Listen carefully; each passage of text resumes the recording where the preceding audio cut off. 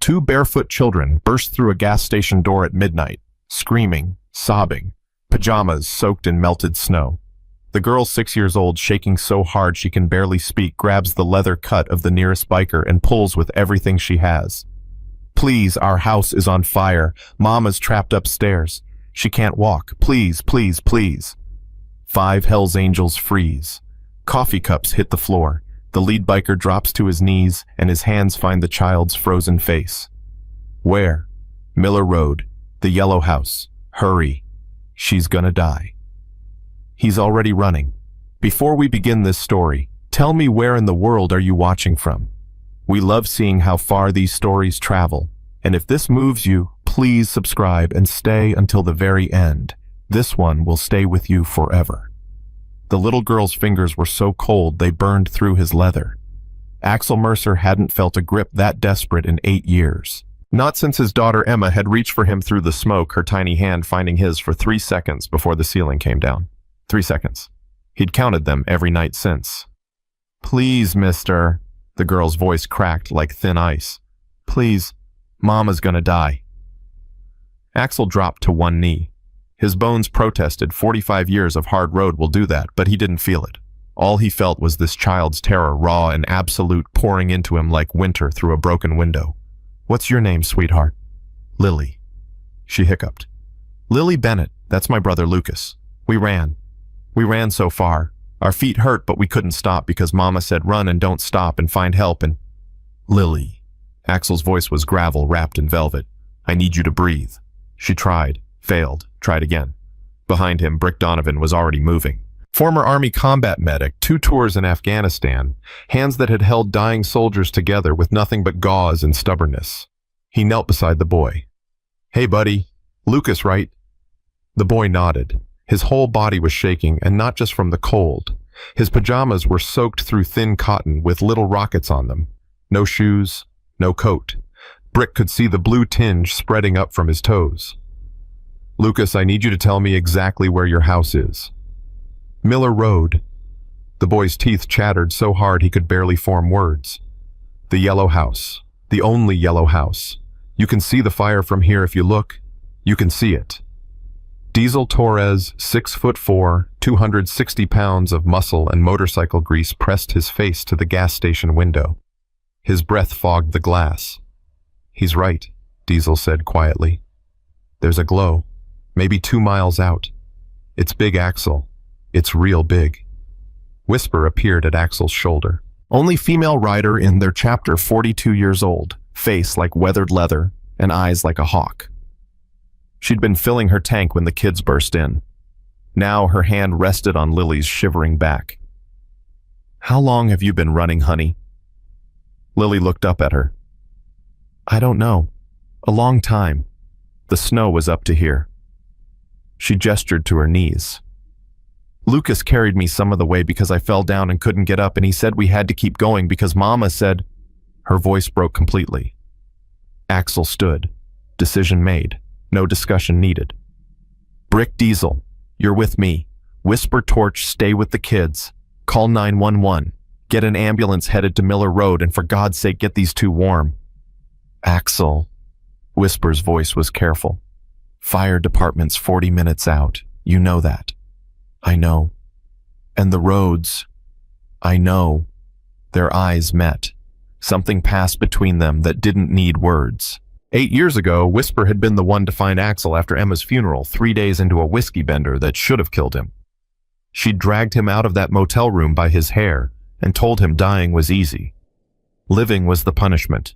She'd been right. Go, she said now. Bring that woman home to her babies. Axel was already moving toward the door. Wait. Lucas stumbled forward, nearly falling. Brick caught him. Mama's upstairs, in her chair. She can't walk. Her legs don't work since the accident. You have to carry her. You have to... I will. Axel's hand found the boy's shoulder, squeezed once. I promise. He hit the cold like a wall. The snow was coming down so thick he could barely see the gas pumps 10 feet away. Didn't matter. He'd ridden through worse. He'd ridden through hell itself to get away from the memory of his daughter's face, Now he was riding back into the fire. Brick and Diesel flanked him as they mounted their bikes. 3 Harleys roared to life, engines screaming against the wind. The sound was thunder and prayer combined.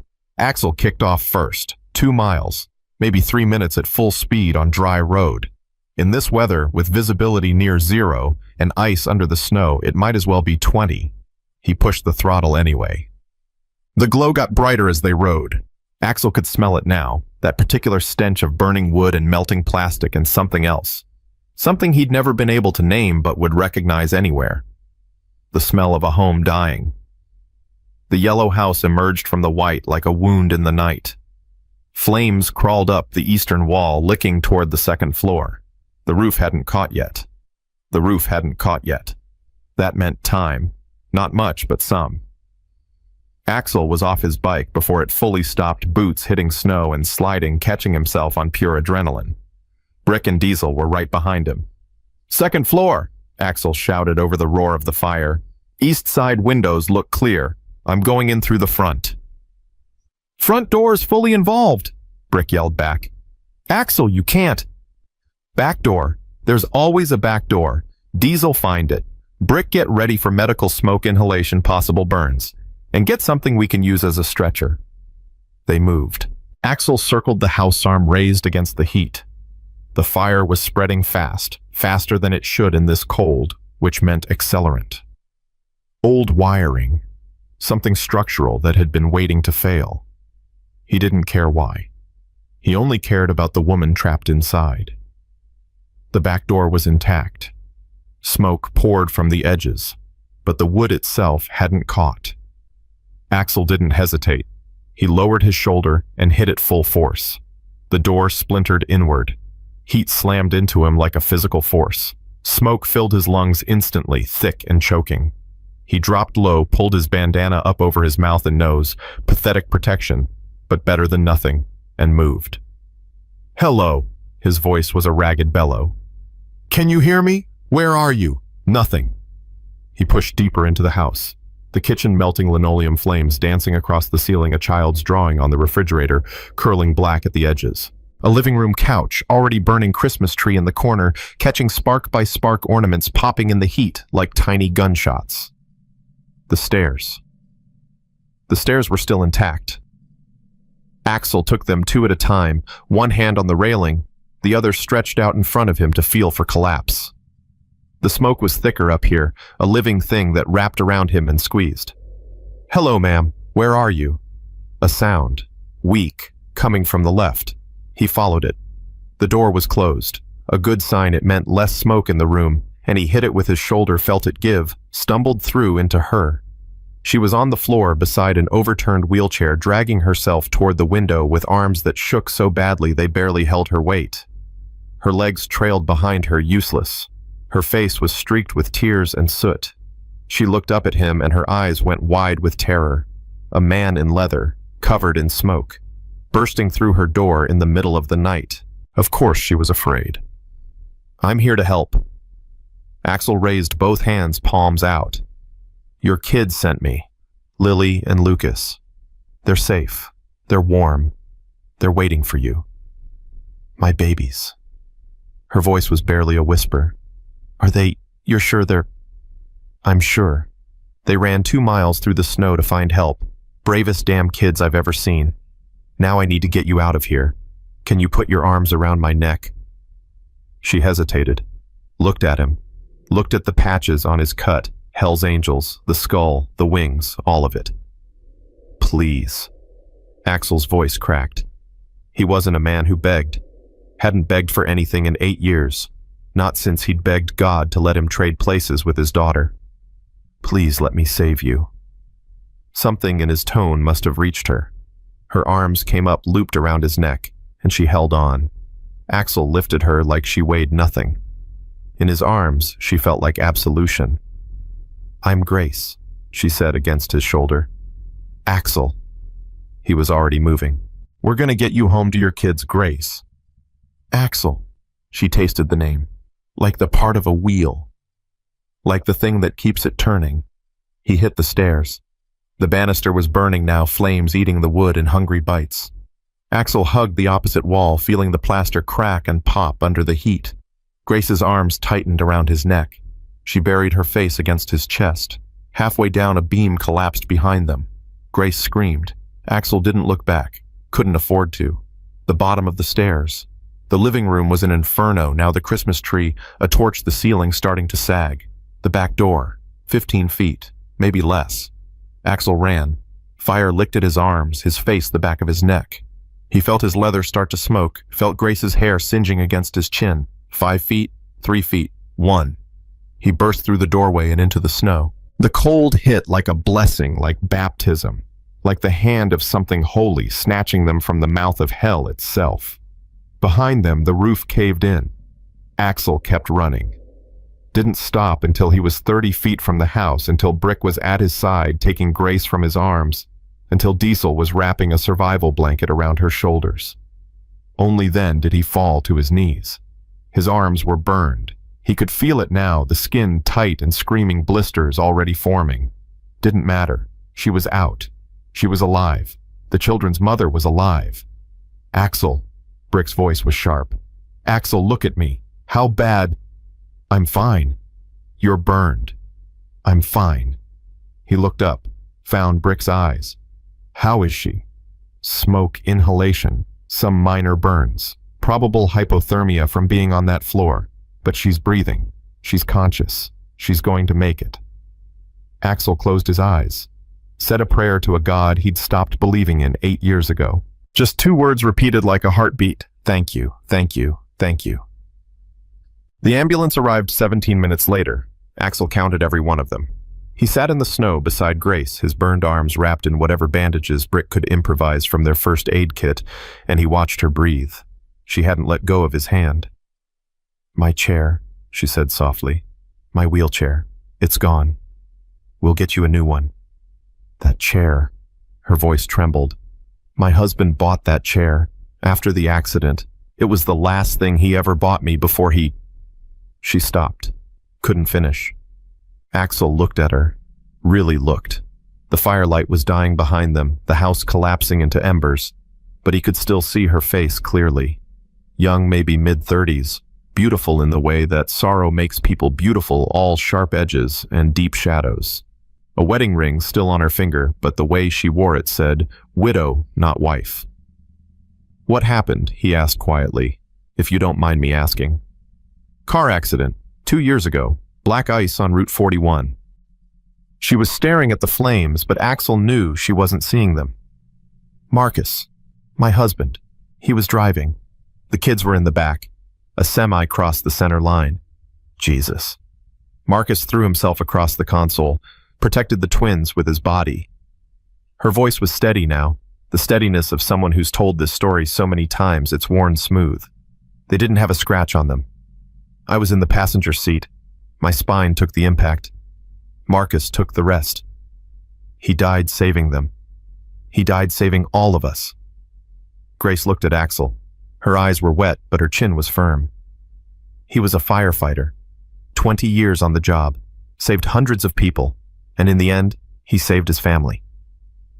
Axel felt something crack inside his chest. A firefighter's widow. A woman who'd already lost everything once, now watching it burn again. The fire department, he said. When they come. They'll be too late. Like they were too late for Marcus. No bitterness in her voice. Just fact.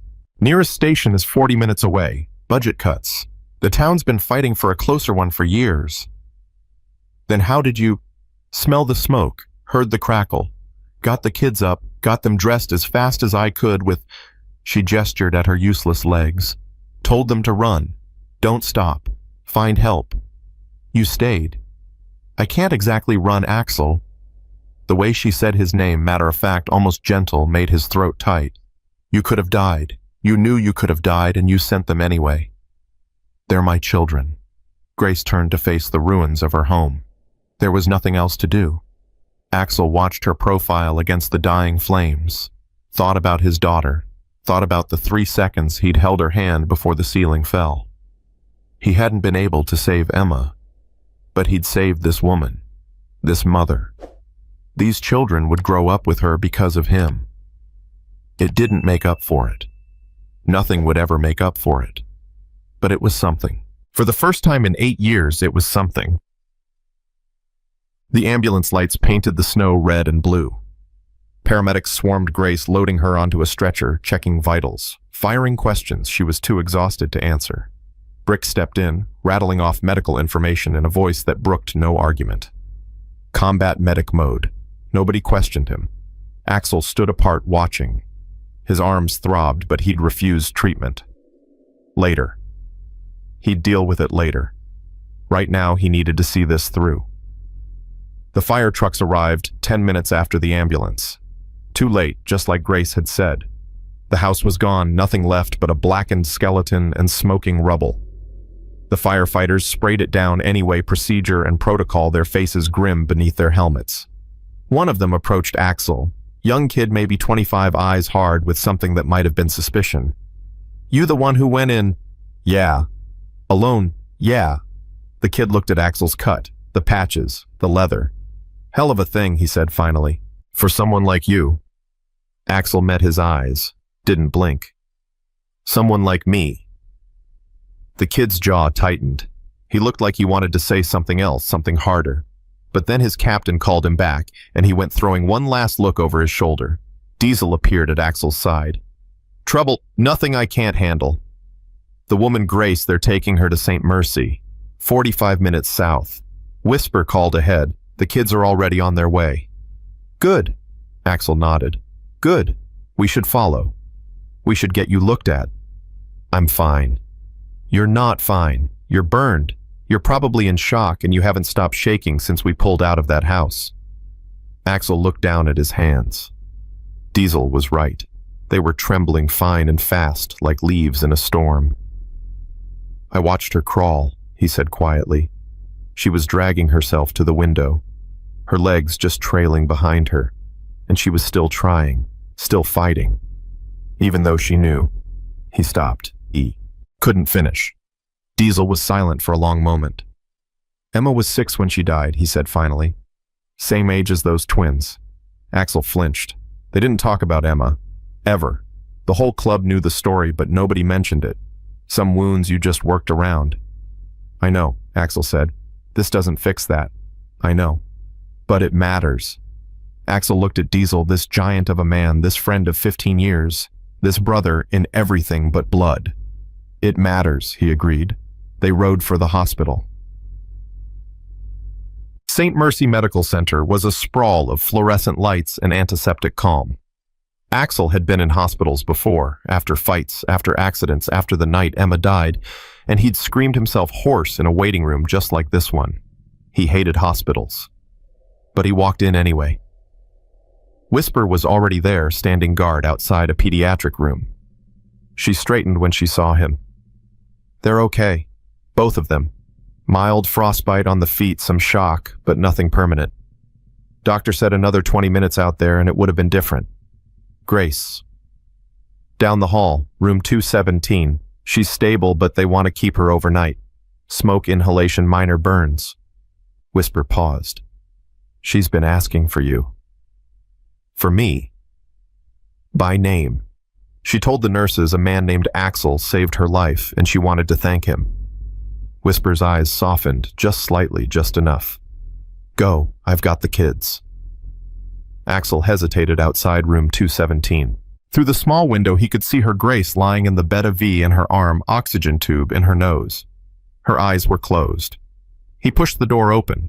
She opened her eyes immediately, smiled when she saw him. "Axel." "Hey." He didn't know what else to say. Stood there awkward and soot-covered, feeling every one of his 45 years. "Come in. Please. The nurses will yell at you if you let cold air in." He stepped inside, let the door close behind him. "How are you feeling?" "Like I almost died." Her smile was tired, but real. "Which I did. Almost. Would have if you hadn't." "Don't." The word came out sharper than he intended. "Please. You don't have to thank me." Grace studied him. There was something in her gaze, a knowing, a seeing that made Axel want to look away. "Your arms," she said. They told me you were burned. It's nothing. It's not nothing. You were burned saving me. Axel, you ran into a burning building for a stranger. Why? Because my daughter died in a fire and I couldn't save her. Because I've spent 8 years trying to outrun that guilt. Because your children looked at me like I was the only hope they had and I couldn't let them down the way I let Emma down. He didn't say any of that. I was there, he said instead. You needed help. End of story. Grace was quiet for a moment.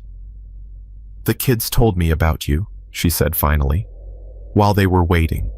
They told me about the gas station, about how you listened, about how you promised to bring me back to them. I keep my promises. I can see that. She reached out her hand. Sit down, please. Just for a minute. Axel sat. Her hand found his fingers cold against his burned skin. My husband was a firefighter, she said. He ran into burning buildings for a living, saved people he'd never met, missed dinners and birthdays and school plays because someone needed saving. Her grip tightened. He would have liked you. Axel's throat was too tight to speak. When he died, Grace continued, I thought I'd never feel safe again. I thought the world was just fire and ice and things falling apart, and then tonight you almost burned alive. Tonight 5 strangers on motorcycles saved my children. Her eyes were bright now, tears threatening to spill. Tonight a man with a skull on his jacket ran through flames to carry me out. Tonight I found out that angels don't always have wings. Axel looked at their joined hands, his burned, hers pale and trembling. I'm no angel, Grace. Maybe not. She smiled through her tears. But tonight, you'll do. The doctor came in 20 minutes later, chasing Axel out with pointed comments about visiting hours. He went, but not before Grace made him promise to check on the children. He found them asleep, curled together in a single hospital bed. Lily's thumb was in her mouth. Lucas's arm was around his sister. Whisper sat in a chair by the window, watching them like a hawk. They asked about you, she said quietly, before they fell asleep. They wanted to know if the scary man with the nice eyes would come back. Scary. You're a lot of leather and hair to a 6-year-old. Whisper almost smiled. But Lucas said you didn't feel scary. He said you felt safe. Axel looked at the twins, at their small bodies, their peaceful faces, their matching rocket pajamas, still damp, still dirty, but no longer life or death urgent. He'd saved them.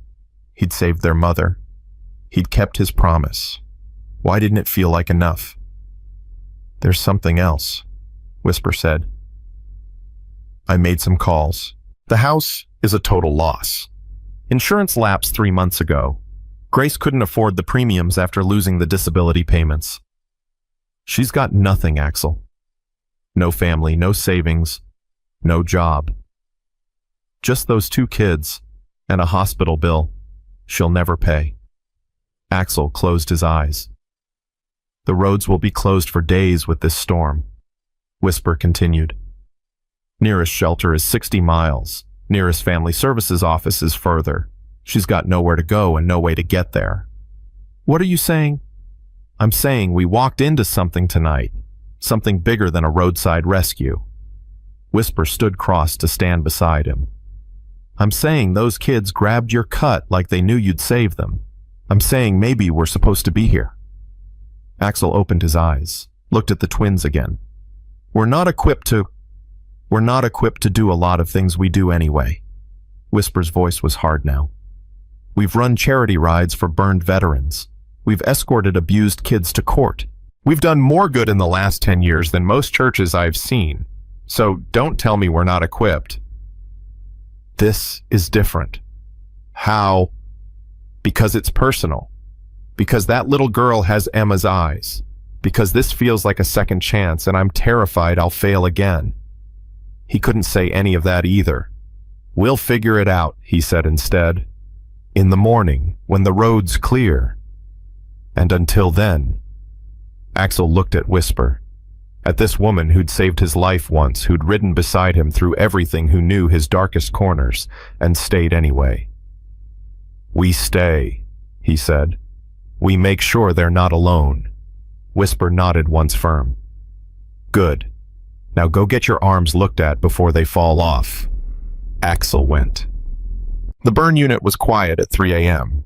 A tired nurse with kind eyes cleaned his wounds, applied ointment, wrapped them in gauze. Second-degree burns, she told him. Painful, but not serious. Lucky. Lucky. He almost laughed. You're the biker who saved that woman, the nurse said as she worked. The whole hospital's talking about it. News travels fast. In a town this size, everything travels fast. She secured the last bandage, met his eyes. I've lived here 20 years. Seen a lot of people drive past folks in trouble. Not many stop. Even fewer run into burning buildings. I was there. She needed help. See, that's the thing. The nurse smiled. A lot of people were there over the years. The Bennett families had hard luck ever since Marcus died. Lost their income, lost their support system, lost everything except each other. Plenty of people were there. You're the first one who actually helped. Axel didn't know how to respond to that. Thanked her, left. He found Brick in this waiting room nursing a vending machine coffee. Kids are asleep, Axel reported. Grace is stable. Whispers standing watch. Good. Brick gestured to the empty chair beside him. Sit. We need to talk. Axel sat. His whole body ached now that the adrenaline was fading. He felt older than 45. Older than the road. Older than the memory of his daughter's hand slipping away. That firefighter, Brick said quietly. The young one at the scene. He knew who we were. They always do. This felt different, personal, like he had history. Axel shrugged. Small town. We're not exactly welcome most places. Maybe. Brick was quiet for a moment. You know what I kept thinking while you were in that house? While Diesel and I were standing outside watching it burn, waiting to see if you'd come out. What? I kept thinking this is how it ends. After everything, after Afghanistan, after the club, after 15 years, riding together, Axel's going to die in some stranger's house fire, and there's not a damn thing I can do about it. Axel looked at his friend. At the weathered face, the careful eyes, the hands that had saved so many lives. But I came out. You came out, Brick nodded. With her. Like some kind of, don't say hero. I wasn't going to. Brick's mouth twitched. I was going to say lunatic, but same difference, I guess. They sat in silence for a while. The hospital hummed around them, machines beeping footsteps, passing the distant cry of a baby in the maternity ward. She's got nothing, Axel said finally. The woman Grace. No house, no insurance, no wheelchair, no money. 2 kids and nothing else. I know, Whisper told me. We can't just leave them. Brick was quiet for a long moment. No, he said finally. We can't. So what do we do? Hell if I know. Brick finished his coffee, crumpled the cup. But we'll figure it out. We always do. Axel looked toward the window. The snow was still falling thick and endless, burying the world in white. Somewhere in this hospital, a mother slept alive because he'd run into fire. Somewhere 2 children dreamed safe because they'd been brave enough to ask strangers for help. And somewhere deep in a corner of his chest he'd kept locked for 8 years, something shifted. Not healing, not yet. Maybe not ever, but something. Get some rest, Brick said. Tomorrow's going to be a long day. Axel nodded, closed his eyes. The snow kept falling, the fire kept burning in his memory, and for the first time in 8 years he didn't want to run from it. Dawn broke gray and cold. Axel woke in a hospital chair, neck stiff, arms throbbing, mouth tasting like exhaust and regret. Someone had draped a blanket over him at some point, Whisper probably, but it hadn't done much against the chill. He blinked, orienting himself. Waiting room, St. Mercy, Grace, the kids. Last night came back in fragments. Fire, smoke, her arms around his neck, his promise. He stood, bones cracking, and went to find coffee. The cafeteria was nearly empty. A few bleary-eyed nurses, one old man reading a newspaper, and Lily. She sat at a table by the window, feet dangling above the floor, clutching a juice box she didn't seem to be drinking. Her eyes were fixed on the snow outside, and she looked impossibly small. Axel hesitated. He wasn't good with kids. Hadn't been even before Emma. His daughter had loved him anyway, the way children love their flawed fathers, but he'd always felt like he was fumbling. Still, he couldn't leave her sitting alone. He grabbed a coffee and crossed the cafeteria. This seat taken, Lily looked up. Her eyes went wide. Recognition, fear, hope, all cycling through in seconds. "Axel," she said. "The man who saved Mama." "That's me." He sat across from her. "You're up early." "Couldn't sleep." She looked down at her juice box. "Lucas is still sleeping. The nurses said I could come get breakfast if I was quiet." "Are you hungry?" She shook her head. "My tummy feels weird. Like butterflies, but not the good kind." Axel nodded. He understood that feeling exactly. "Can I tell you a secret?" Lily asked suddenly. "Sure." "I'm scared." Her voice dropped to a whisper. "I'm really, really scared. We don't have a house anymore. All my toys are burned up. My special blanket that Daddy gave me is gone, and Mama was crying when she thought I was asleep." "She never cries, Axel. Never." Axel's chest tightened. "Being scared is okay," he said carefully. "Scary things happened. Anyone would be scared." "Were you scared when you went into the fire?" The question hit him like a fist. "Yeah," he admitted. "I was scared. But you went anyway." "I had to. Your mama needed help." Lily considered this. Her small face was so serious, so grave, 6 years old and already carrying too much weight. "Daddy used to say that," she said finally, "that being brave isn't about not being scared. It's about being scared and helping anyway." "Your daddy sounds like a smart man." "He was." Her eyes welled up. "He was the smartest and the bravest and the best. And then he died, and Mama got hurt, and everything got bad. And now our house is burned down, and I don't know what's going to happen, and I just—" She started to cry. Small hiccuping sobs that shook her tiny frame. Axel moved before he could think. Came around the table, crouched beside her, wrapped his arms around her. She buried her face in his chest and cried like her heart was breaking. Because it was. Of course it was. She was 6 years old, and she'd lost everything twice. "Listen to me," Axel said quietly. "I don't know what's going to happen either. I wish I did, but I don't. But I know one thing for sure." Lily's sobs quieted slightly. She pulled back, looked up at him. "What? You're not alone." Axel met her eyes. "You and Lucas and your mama, you're not alone. Me and my friends were going to help. I don't know how yet, and I can't promise it'll be easy. But I can promise you won't have to figure this out by yourselves." "Okay." Lily stared at him for a long moment. Then she reached up, placed her small hand on his cheek, the side that wasn't burned, and said, "Okay." And something in Axel's chest cracked open just a little bit more. By noon, the whole chapter knew. Word traveled fast in their world. Axel hadn't even made the calls Whisper had early that morning while he was still sleeping, but the message had gone out, brother in need. Not life or death, not a fight, not a ride. Something different. Something that would take time and resources and heart. The responses came pouring in. Torch volunteered his truck for supply runs. Junkyard offered the clubhouse as temporary shelter. Mama Rose Brick's mother, 72 years old and meaner than a rattlesnake, started organizing a meal train. "How many we feeding?" she'd demanded over the phone. 3, a woman and 2 kids 6 years old. 6 years old. Something shifted in Mama Rose's voice. "Lord, okay, I'll make my chicken soup. Kids love that." Diesel was working logistics, mapping out what the family would need immediately versus what could wait. Whisper was coordinating with the hospital, making sure Grace wouldn't be discharged into nothing. And Axel sat with the twins. Lucas had woken up around 10, groggy and confused, and immediately gone looking for his sister. He'd found her in the cafeteria with Axel, and his face had done something complicated. Fear, hope, suspicion, before settling on cautious trust.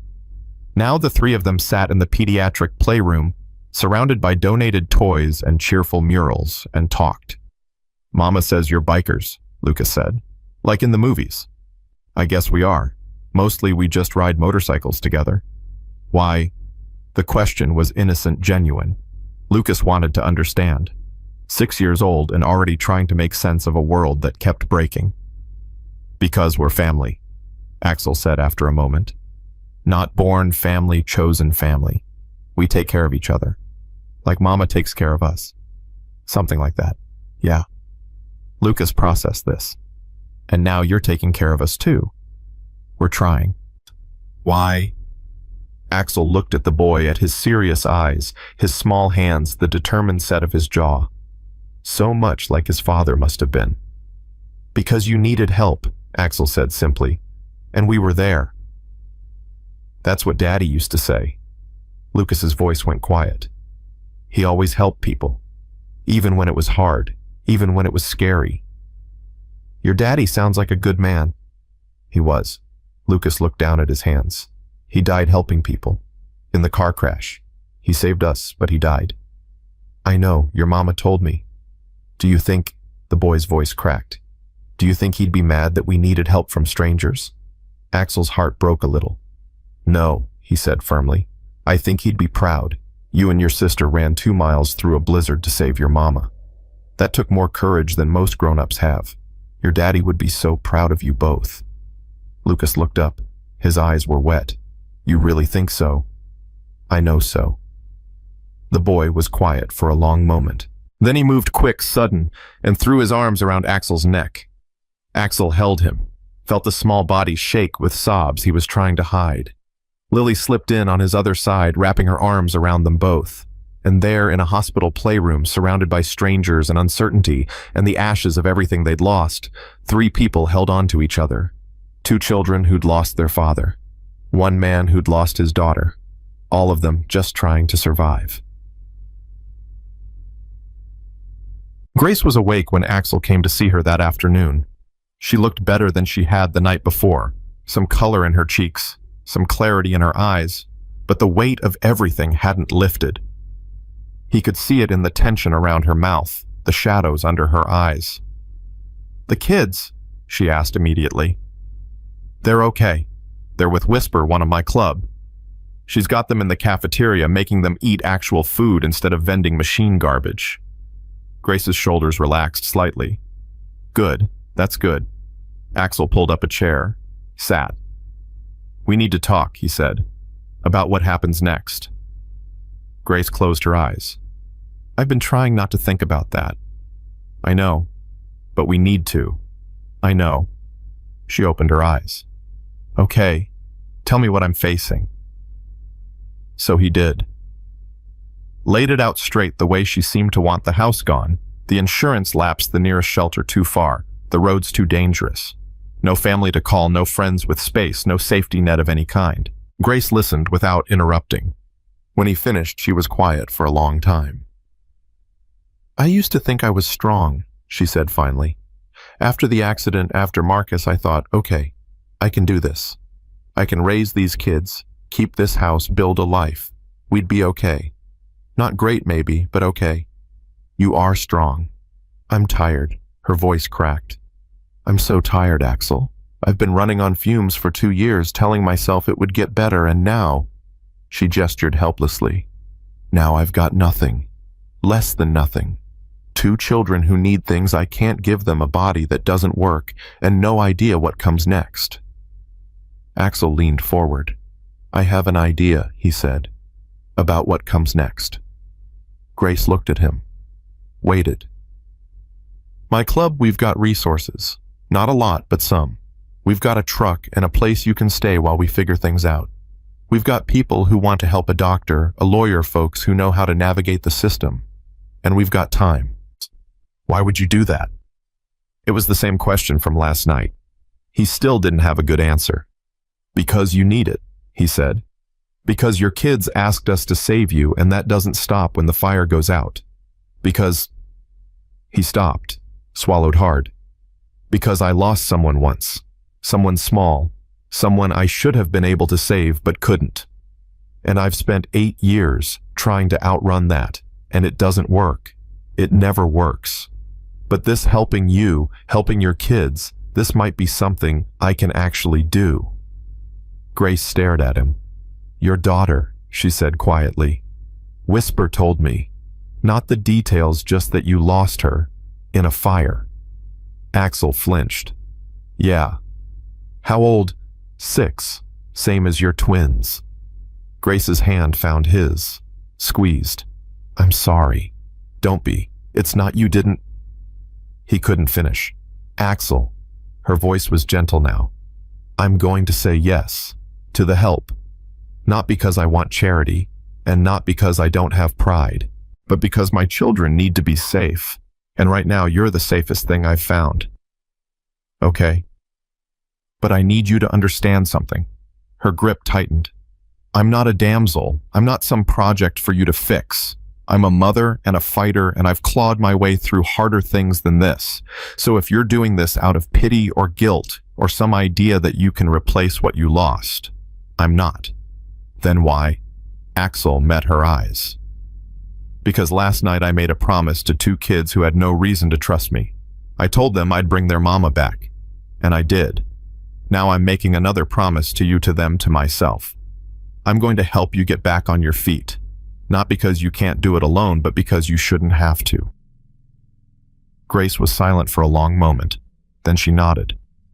Once. Firm. Okay, she said. Then let's figure out what comes next. What came next was chaos. Good chaos mostly, but chaos nonetheless. The next 3 days blurred together in a whirlwind of activity. Discharge paperwork and donated clothes and a motel room Brick had sweet-talked the owner into comping, and meals appearing at odd hours from people Grace had never met. The twins adapted faster than anyone expected. Kids were resilient that way, Whisper said. They bounced. They found joy in small things. New crayons from the hospital gift shop, hot chocolate from the diner, the way Diesel let them sit on his motorcycle and pretend to drive. Grace watched them from her borrowed wheelchair, alone from the hospital temporary, but better than nothing, and tried to feel grateful instead of overwhelmed. Mostly she succeeded. Axel was a constant presence, not hovering, not smothering, just there. He showed up with coffee in the mornings and updates in the evenings, and in between he worked. Made calls, arranged logistics, handled details Grace didn't have the bandwidth to process. You don't have to do all this, she told him on the 3rd night when the twins were asleep and the motel room was quiet. I know. Then why? He was quiet for a long moment, staring out the window at the snow still falling. When Emma died, he said finally, I swore I'd never get close to anyone again. Couldn't handle the risk. Couldn't handle the chance of losing something that mattered. Grace waited. But then your kids came running into that gas station, and they looked at me like... He stopped. Swallowed. They looked at me like I could save them. Like I was worth trusting. And I couldn't turn away from that. I couldn't. So this is about them. It started that way. He turned to face her. It's not anymore. Grace's breath caught. Axel, I'm not asking for anything, he said quickly. I'm not expecting anything. I needed you to know. This isn't just about the kids. It's about you. It's about... He made a frustrated sound. I'm no good at this. At what? Words, feelings, all of it. He shook his head. I've been running so long I forgot how to stand still. And then you, me, you make me want to stay. The words came out rough, like they'd been dragged from somewhere deep. You make me want to stop running. Grace looked at him. At this man who'd burst through fire to save her, who'd held her children while they cried, who'd spent 3 days proving that kindness existed in unlikely places. I'm not ready, she said softly. For whatever this is, I'm barely holding together. I can't... I know. He raised a hand. I know. And I'm not asking you to be ready. I'm just asking you to let me stay, to let me help, to let me... He stopped. Let you what? Let me try to be someone worth staying for. Grace felt something crack open in her chest. Something that had been locked down tight since Marcus died, since her legs stopped working, since the world became a series of losses she couldn't prevent. Okay, she whispered. Okay. Okay. She reached out, took his hand. You can stay." Axel's fingers closed around hers. Held on. Outside, the snow kept falling. Inside, something new was beginning. The morning after Axel made his confession, Grace woke to the sound of her children laughing. She lay still for a moment, disoriented. The motel ceiling was unfamiliar, the mattress too soft, the air too warm. But that sound, that beautiful, impossible sound, cut through everything else. Her children were laughing. She pulled herself up, arms straining against the dead weight of her legs, and maneuvered into the borrowed wheelchair. The movement was awkward, painful, humiliating in ways she'd never fully accepted, but she'd learned to do it. Had to. The laughter was coming from outside. Grace wheeled herself to the window, pushed aside the thin curtain, and felt her breath catch. Diesel the giant, the one who looked like he could crush a man's skull with his bare hands, was on his knees in the parking lot, building a snowman with her twins. Lucas was packing snow for the body, while Lily searched for the perfect stick arms. Diesel's deep voice carried through the glass patient and warm. "No, see, you gotta pack it tight. Like this, otherwise it falls apart when you roll it." "Like this?" Lucas held up a snowball. "Perfect. You're a natural kid." Lily came running back with 2 crooked branches. "I found arms, and look." She held up a pine cone. "For his nose. A pine cone nose." Diesel nodded seriously. "Bold choice. I like it." Grace watched them, and something in her chest ached so badly she couldn't breathe. Marcus used to build snowmen with the kids, every winter without fail. He'd spend hours in the cold crafting elaborate snow families, teaching the twins the proper technique for a stable base. He'd come inside afterwards with red cheeks and frozen fingers, and she'd make him hot chocolate, and they'd all sit by the window watching their creations stand guard in the yard. Now Marcus was gone. The yard was gone. Everything was gone. But her children were laughing. "You okay?" Axel's voice came from behind her. She hadn't heard him enter, hadn't heard the knock, the door, anything. She was crying, she realized, tears streaming down her face. "I'm fine." She wiped her cheeks quickly. They're laughing." Axel moved to stand beside her, looked out the window. "Diesel's good with kids," he said quietly. "Got 3 nieces back home. Spoils them rotten. He looks like he could bench press a car. He can. Seen him do it." Axel almost smiled. But put a kid in front of him and he turns into a marshmallow. Grace watched Diesel help Lily place the pinecone nose. "They haven't laughed like that since..." She stopped. "It's been a long time." Axel was quiet. Then, "Brick wants to check your lungs again. Make sure the smoke damage is healing right." "He doesn't have to do that." "He wants to. And honestly, you'd be doing him a favor. Man needs to feel useful or he gets twitchy." Grace almost laughed. Almost. "Okay," she said. "Send him in." Axel nodded, turned to go. Stopped. "Grace." "Yeah." "That thing I said last night, about wanting to stay." He didn't turn around. "I meant it, but I also don't want to make things weird. So if you need me to back off..." "I don't." He turned now, met her eyes. "I don't need you to back off," Grace said. "I just need you to be patient. Can you do that?" Something shifted in his face, softened. "Yeah," he said. "I can do that." He left. Grace turned back to the window. Outside, the snowman was nearly complete. Lily was adding a scarf, her own, the one Whisper had bought her, and Lucas was trying to fashion a hat from an old newspaper. For the first time in 2 years, Grace felt something other than grief.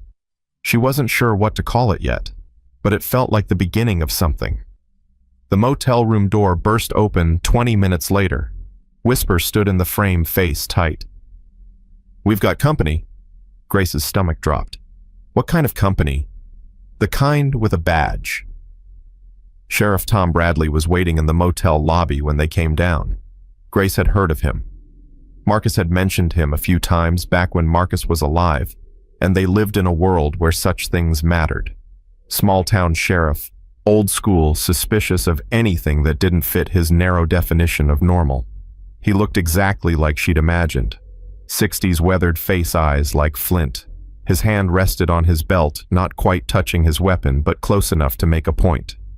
Mrs. Bennett, his voice was flat. I'm Sheriff Bradley. Mind if we have a word? About what? About the 5 individuals currently surrounding you and your children. His gaze flicked to Whisper, standing at Grace's shoulder. No offense intended, ma'am. None taken. Whisper's voice was ice.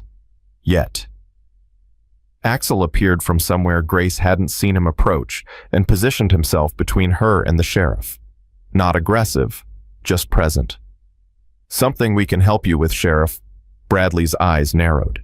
You're the one who pulled her out of the fire. That's right. Hell of a thing, running into a burning building for a stranger. She needed help. We helped. Bradley's gaze swept over Axel's cut, the patches, the leather. Hell's Angels. That what you are. That's what we are. And you just happened to be passing through, on a night like that, in a storm. We were at the gas station. Her kids found us. Lucky coincidence. Axel's jaw tightened. Yeah, real lucky.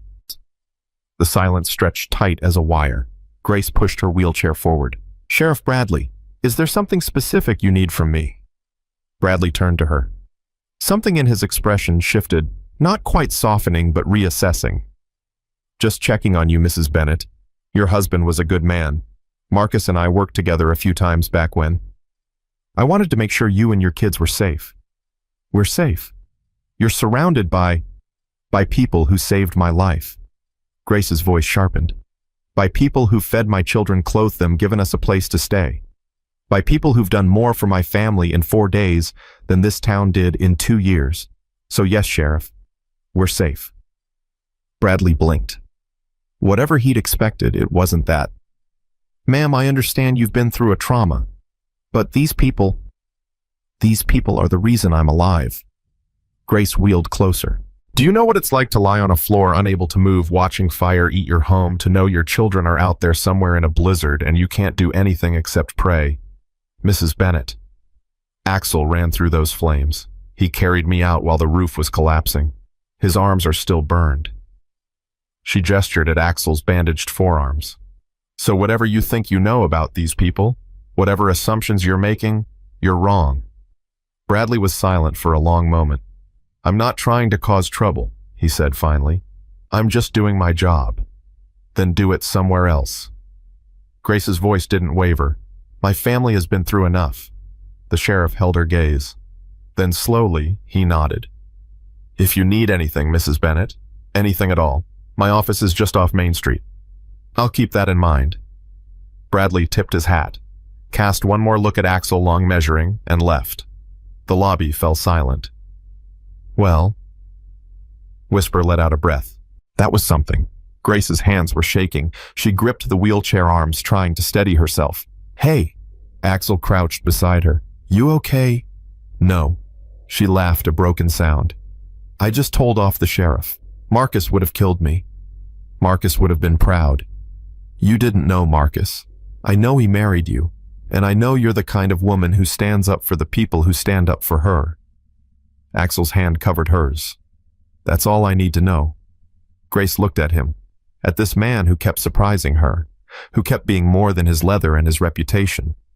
The sheriff's going to be a problem, she said quietly. Probably. He doesn't trust you. Most people don't. Axel shrugged. We're used to it. But I do. The words came out before she could stop them. Trust you. I don't know why, but I do. Axel's hand tightened on hers. Then that's enough, he said. For now, that's enough. The next 3 days brought a rhythm Grace hadn't expected. Mornings, Brick checking her vitals, the twins eating breakfast with whatever club member was on duty, Axel appearing with coffee and quiet conversation. Afternoons, Whisper taking the kids on adventures, the diner for milkshakes, the general store for coloring books, once a trip to the fire station where the firefighters let Lucas sit in a real truck and Lily got to wear a helmet. Evenings dinner together, all of them crowded into the motel room or the diner booth, loud and chaotic and somehow exactly right.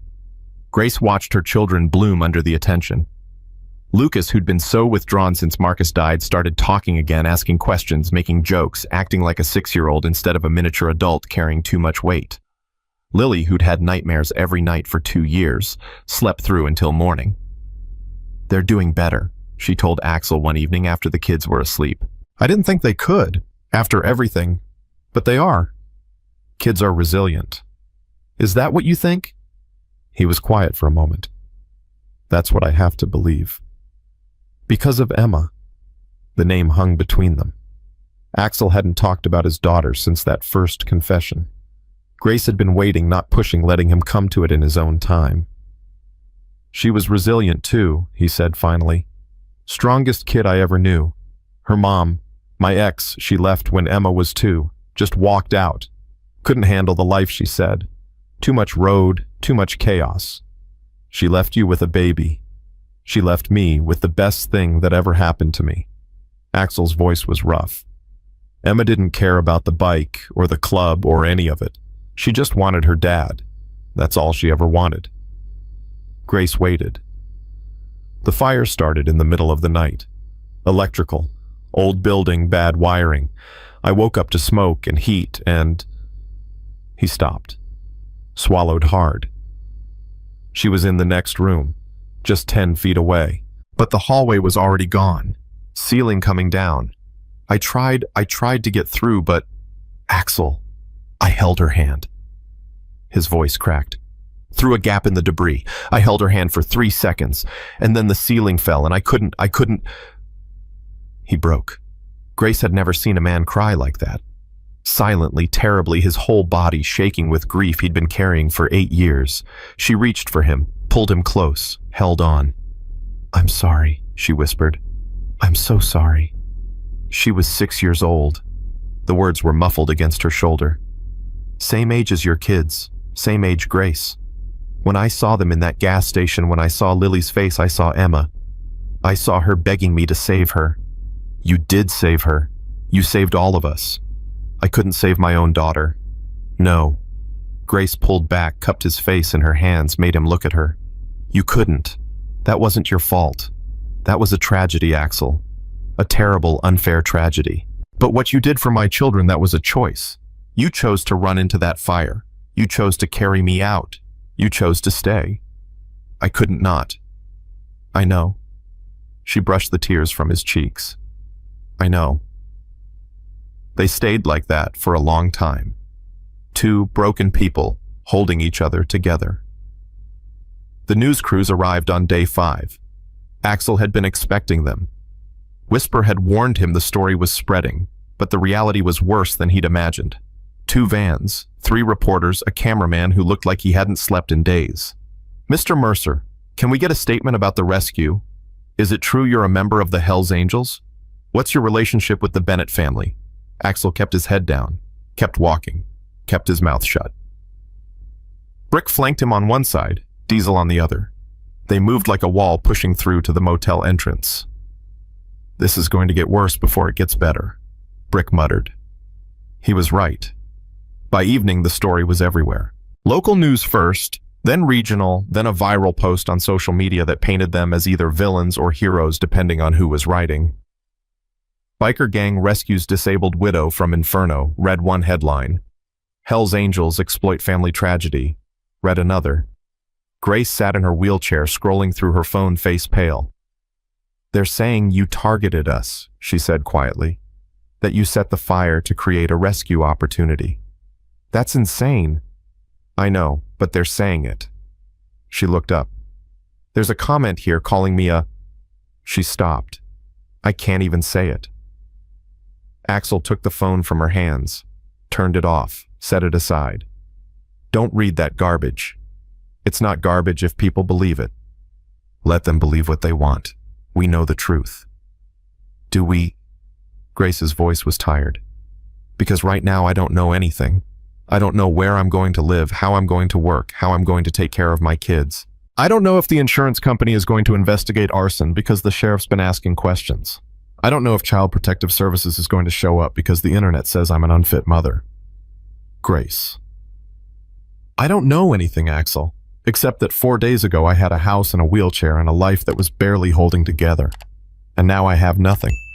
Nothing except 2 children who deserve better, and a man I barely know telling me to trust him. Axel was quiet for a long moment. "You're right," he said finally. "You don't know me. Not really. You know I pulled you out of a fire. You know I lost my daughter. You know I ride with a club that most people think are criminals. But you don't know why I stayed. You don't know what I'm really doing here." Grace looked at him, waiting. "The night Emma died, I made a promise to myself. I swore that if I ever had a chance to save someone, anyone, I would do it. No matter what. No matter the cost." He met her eyes. "When your kids came into that gas station, I saw my chance. I saw a chance to do something that mattered, to be someone who mattered. Axel. But it's not just that anymore." He stepped closer. "Somewhere in the last 5 days, it stopped being about Emma. It started being about you, about Lucas and Lily, about this family I didn't know I needed. That's a lot to put on people you barely know." "Yeah." He didn't look away. "It is." The silence stretched between them. "The club president called me yesterday," Axel said. "Wanted to know when I was coming back." Grace felt her stomach drop. "What did you tell him?" "I told him I wasn't sure." "Axel, I've been riding with that club for 20 years, Grace.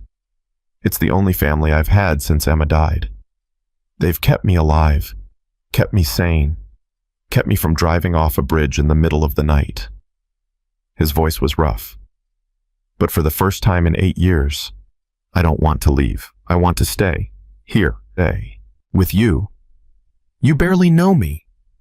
I know you sent your children into a blizzard to save them. I know you dragged yourself across a burning floor toward a window even though you knew you probably wouldn't make it. I know you told off a sheriff for insulting people who were just trying to help you." He almost smiled. "I know enough." Grace closed her eyes.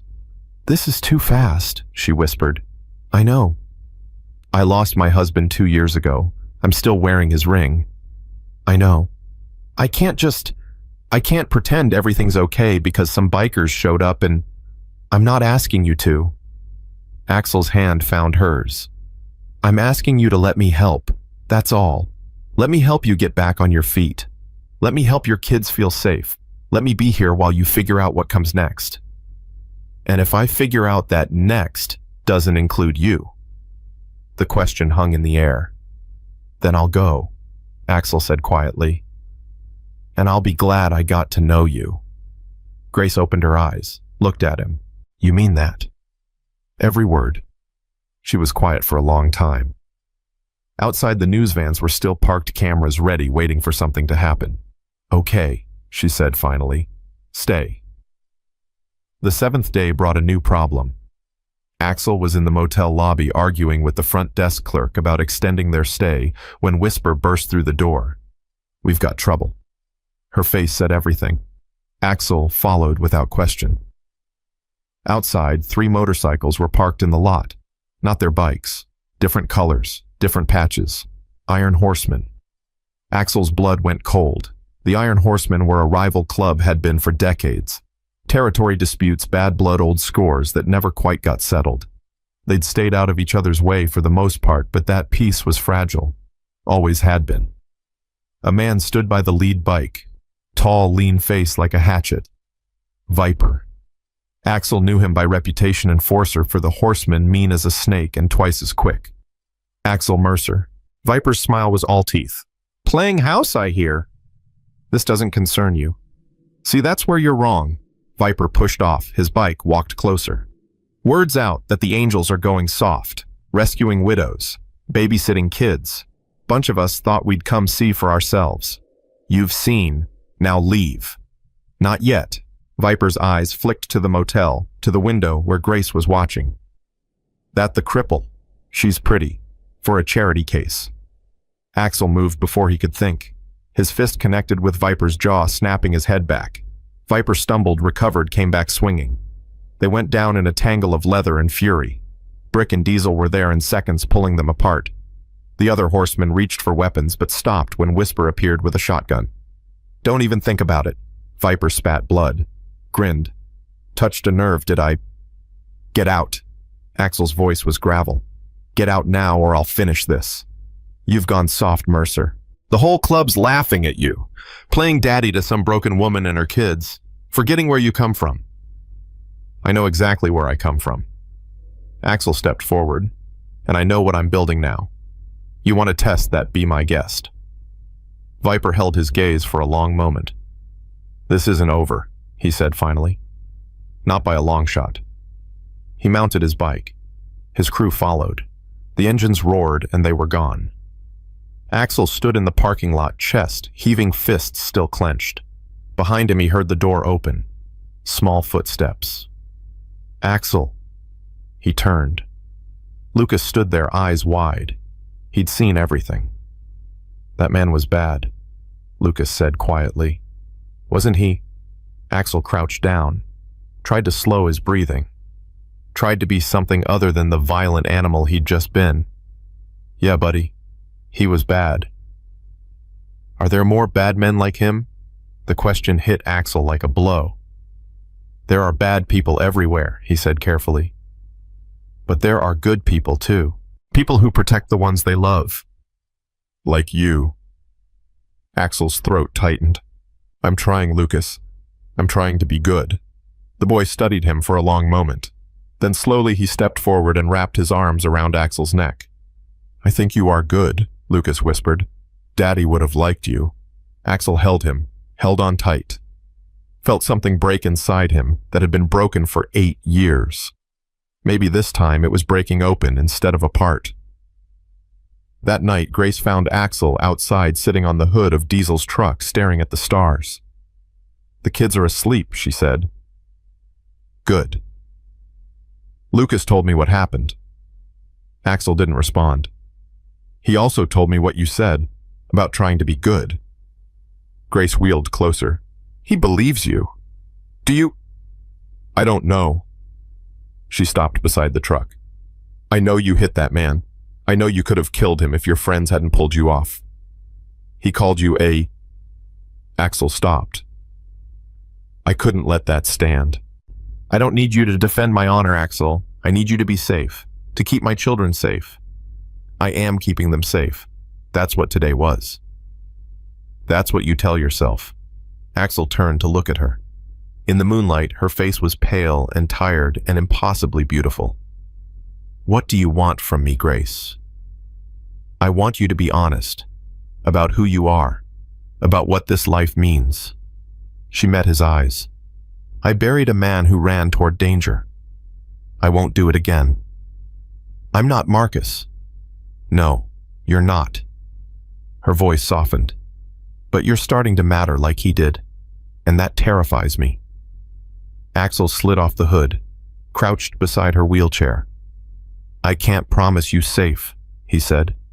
I can't promise you easy. I can't promise this life won't catch up with us someday.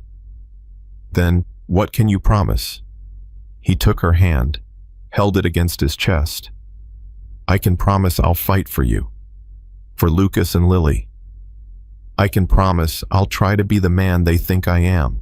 I can promise that whatever comes, you won't face it alone. Grace's eyes were bright. That's not enough, she whispered. I know. But it's a start. She leaned forward. He met her halfway. The kiss was soft, tentative, full of fear and hope and everything in between. When they broke apart, Grace was crying. I wasn't supposed to feel this, she said.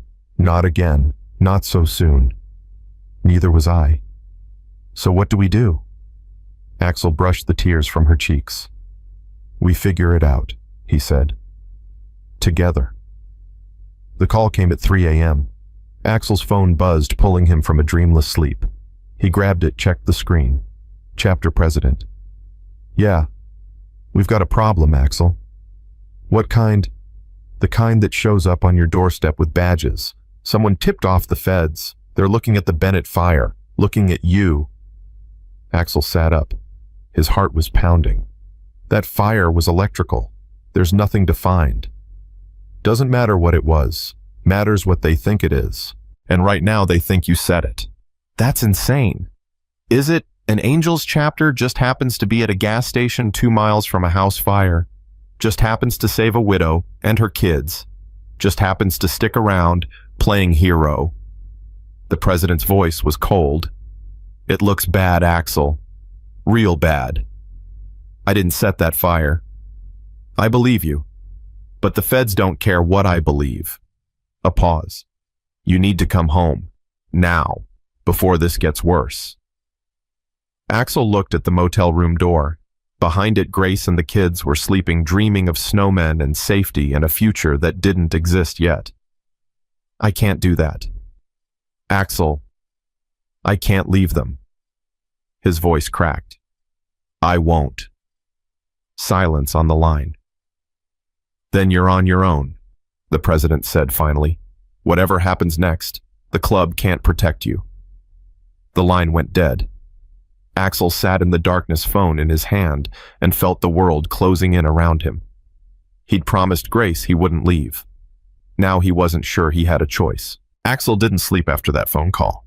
He sat in the dark for 3 hours, turning his phone over in his hands, watching the numbers change on the cheap motel clock. 4 a.m. 5. 6. The world kept moving even when his had stopped. The club had cut him loose. 20 years of brotherhood, 20 years of blood and road and loyalty gone in a 3-minute conversation. He should have been angry, should have been devastated.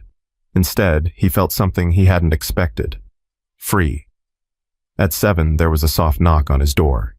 He opened it to find Brick standing there, 2 cups of gas station coffee in his hands. You look like hell. Feel like it too. Axel took the coffee. You heard? We all heard. President called Diesel right after he called you. Brick stepped inside, closed the door. We're staying. Axel blinked. What? Diesel whisper torch me. We talked about it. We're staying. Brick, the club. The club can kiss my ass. Brick's voice was hard. I didn't patch into abandoned people who need help. Neither did the others. You'll be excommunicated. Probably. Brick shrugged. Worth it. Axel stared at him. Didn't have words. Besides, Brick continued, we've got bigger problems than club politics.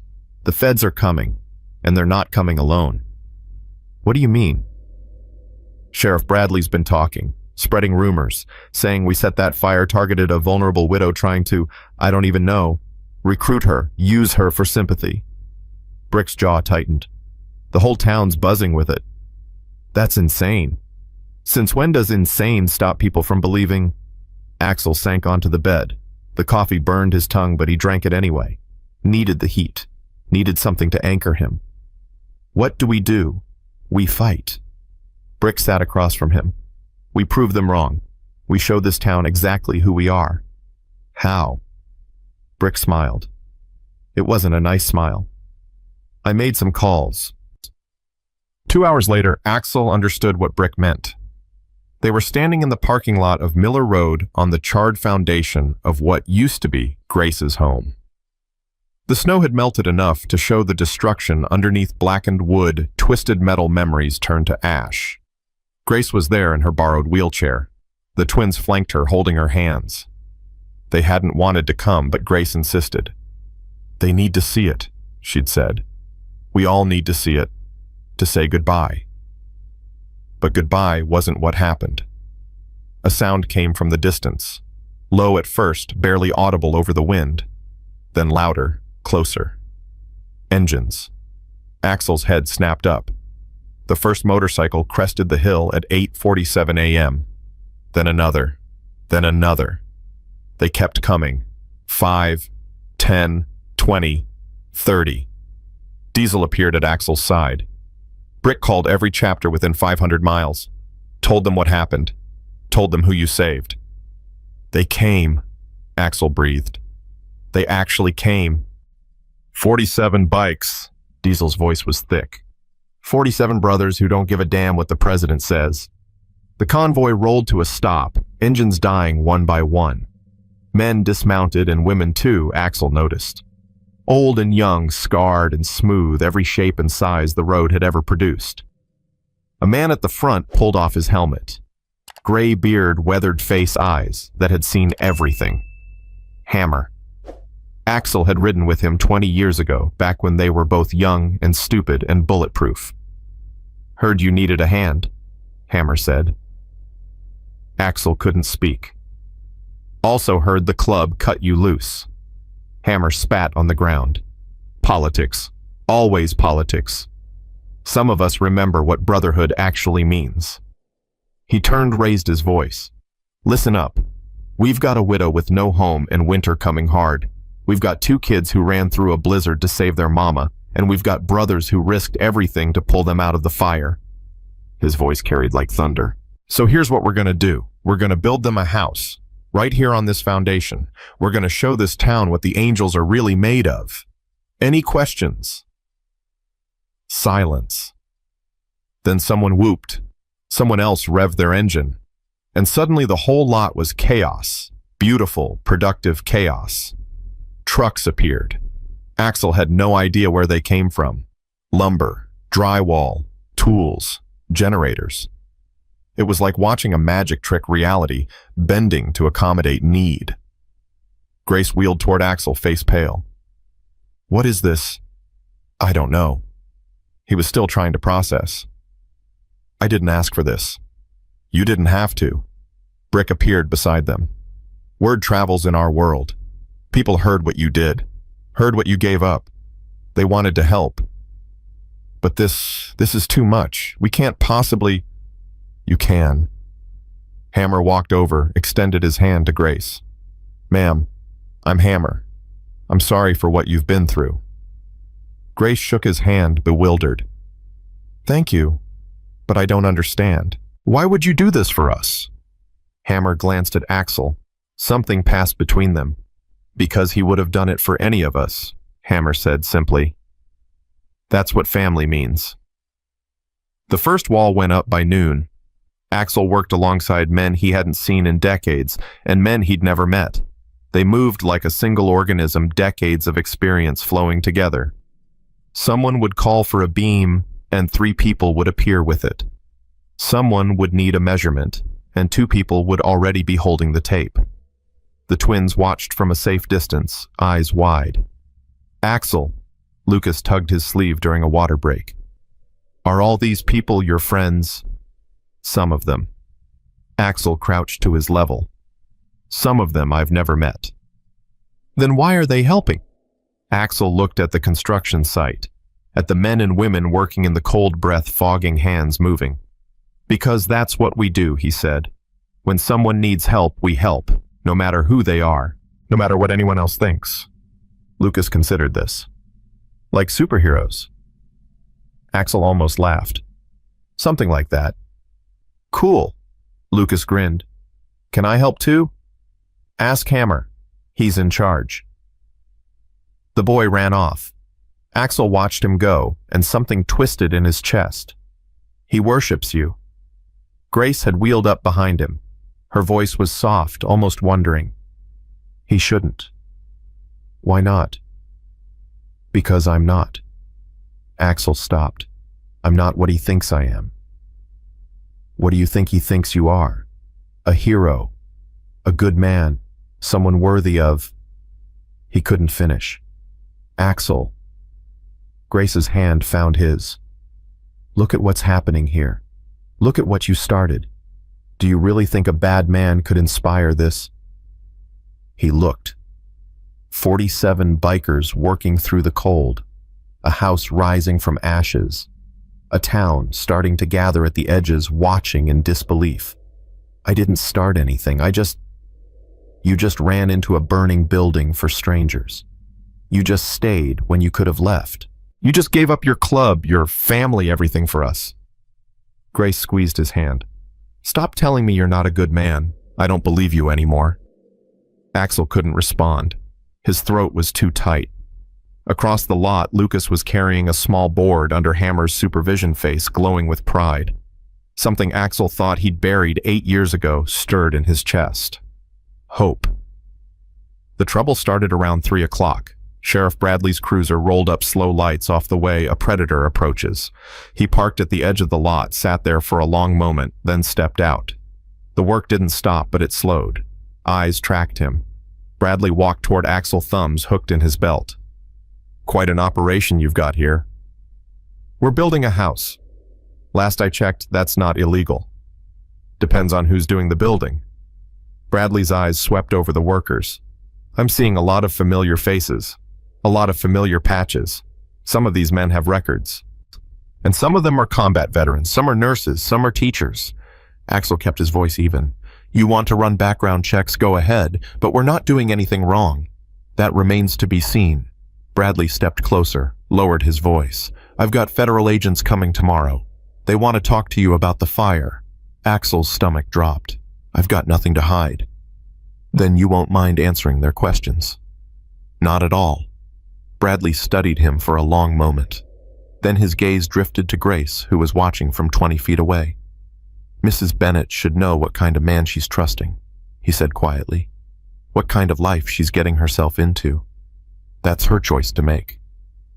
Is it? Or are you making it for her? Bradley shook his head.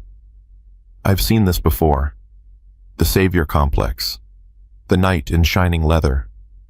It never ends well. Thanks for the concern. It's not concern. It's warning. Bradley tipped his hat. Enjoy your build, while it lasts. He walked back to his cruiser, drove away. Axel stood there, fists clenched, watching until the car disappeared. Don't let him get to you. Whisper appeared at his side. He's scared. Scared of what he doesn't understand. He's not wrong, though, about the feds. So we deal with it. We've dealt with worse. Have we? Whisper looked at him, really looked. What's going on with you? Axel exhaled. I don't know.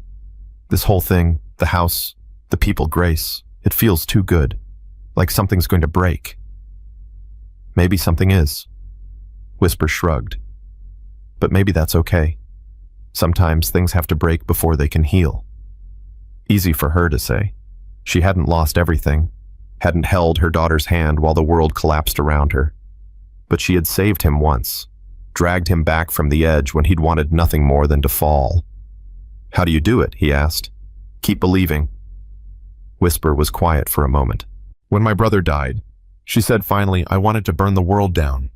I was so angry, so broken I couldn't see straight. And then I found the club, found something bigger than my pain. She turned to face the construction site. This is bigger than your pain too, Axel. This family, this town, this moment, it matters.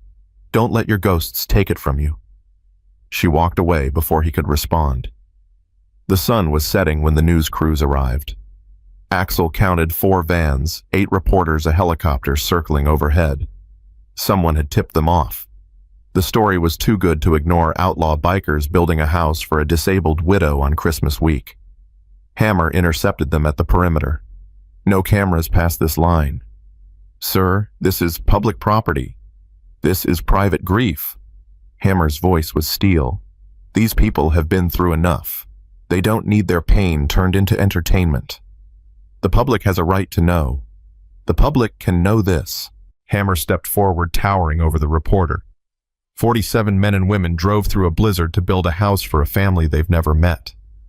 We're not asking for credit. We're not asking for praise. We're asking for peace. Give them that, or get out. The reporter hesitated, looked at the cameraman. Something passed between them. Fine, she said finally. We'll shoot from the road, but this story's going out. You can't stop that. Wouldn't dream of it. The story went out at 11 that night. Axel watched it on the motel TV, Grace beside him, the twins asleep in the next bed. The reporter had kept her word, no close-ups, no intrusive shots, but the images were powerful anyway. Men in leather working through the cold, a house rising from ashes, a community forming around something unexpected. Outlaw bikers building hope, the anchor said. Is this the real face of the Hells Angels? God, Grace murmured. This is going to change everything. Maybe, That's not a bad thing. Maybe. She looked at him. Are you ready for that? For everything that comes with it? Axel thought about the feds coming tomorrow, about the sheriff watching and waiting, about Viper and the horsemen out there somewhere circling. No, he admitted. But I'm not running either. Grace's hand found his. Then we face it together. The story went viral overnight. By morning it had 2 million views. By noon it had 5. By dinner it was everywhere. Every network, every platform, every corner of the internet. People were sharing it, commenting on it, arguing about it. And the money started coming. Hammer showed Axel his phone at sunrise. A GoFundMe someone had set up without asking. Already at $47,000 and climbing. What the hell? People want to help. Hammer scrolled through the comments. Look at this. Lost my son to a fire. This brought me to tears. I judged bikers my whole life. I was wrong. These men are what Christianity should look like. I don't know what to do with this. You don't have to do anything. Just keep building. So they did. The house took shape faster than anyone expected. Walls, roof, foundation, everything coming together like it was meant to be. Townspeople started showing up to help. First just a few, then dozens. The same people who'd whispered about bikers and danger and criminal enterprise now stood shoulder to shoulder with leather-clad strangers hammering nails and carrying lumber. Jenkins, the hardware store owner, brought supplies at cost. Mara from the diner brought food for everyone. Even Father O'Brien from St. Michael's showed up, collar and all, asking where he could be useful. This is a miracle, he told Grace. A genuine miracle. It doesn't feel like a miracle, she said. It feels like kindness, real human kindness. That's what miracles are, my dear. God working through human hands. Grace didn't argue. But later when she told Axel about it, she shook her head. I don't know if I believe in God anymore. After Marcus. After everything. You don't have to believe in God to believe in this. What do you believe in? Axel looked at the house, at the people working on it, at the twins who were painting a small section of fence under Whisper's supervision. I believe in showing up, he said finally. I believe in doing the work even when it's hard.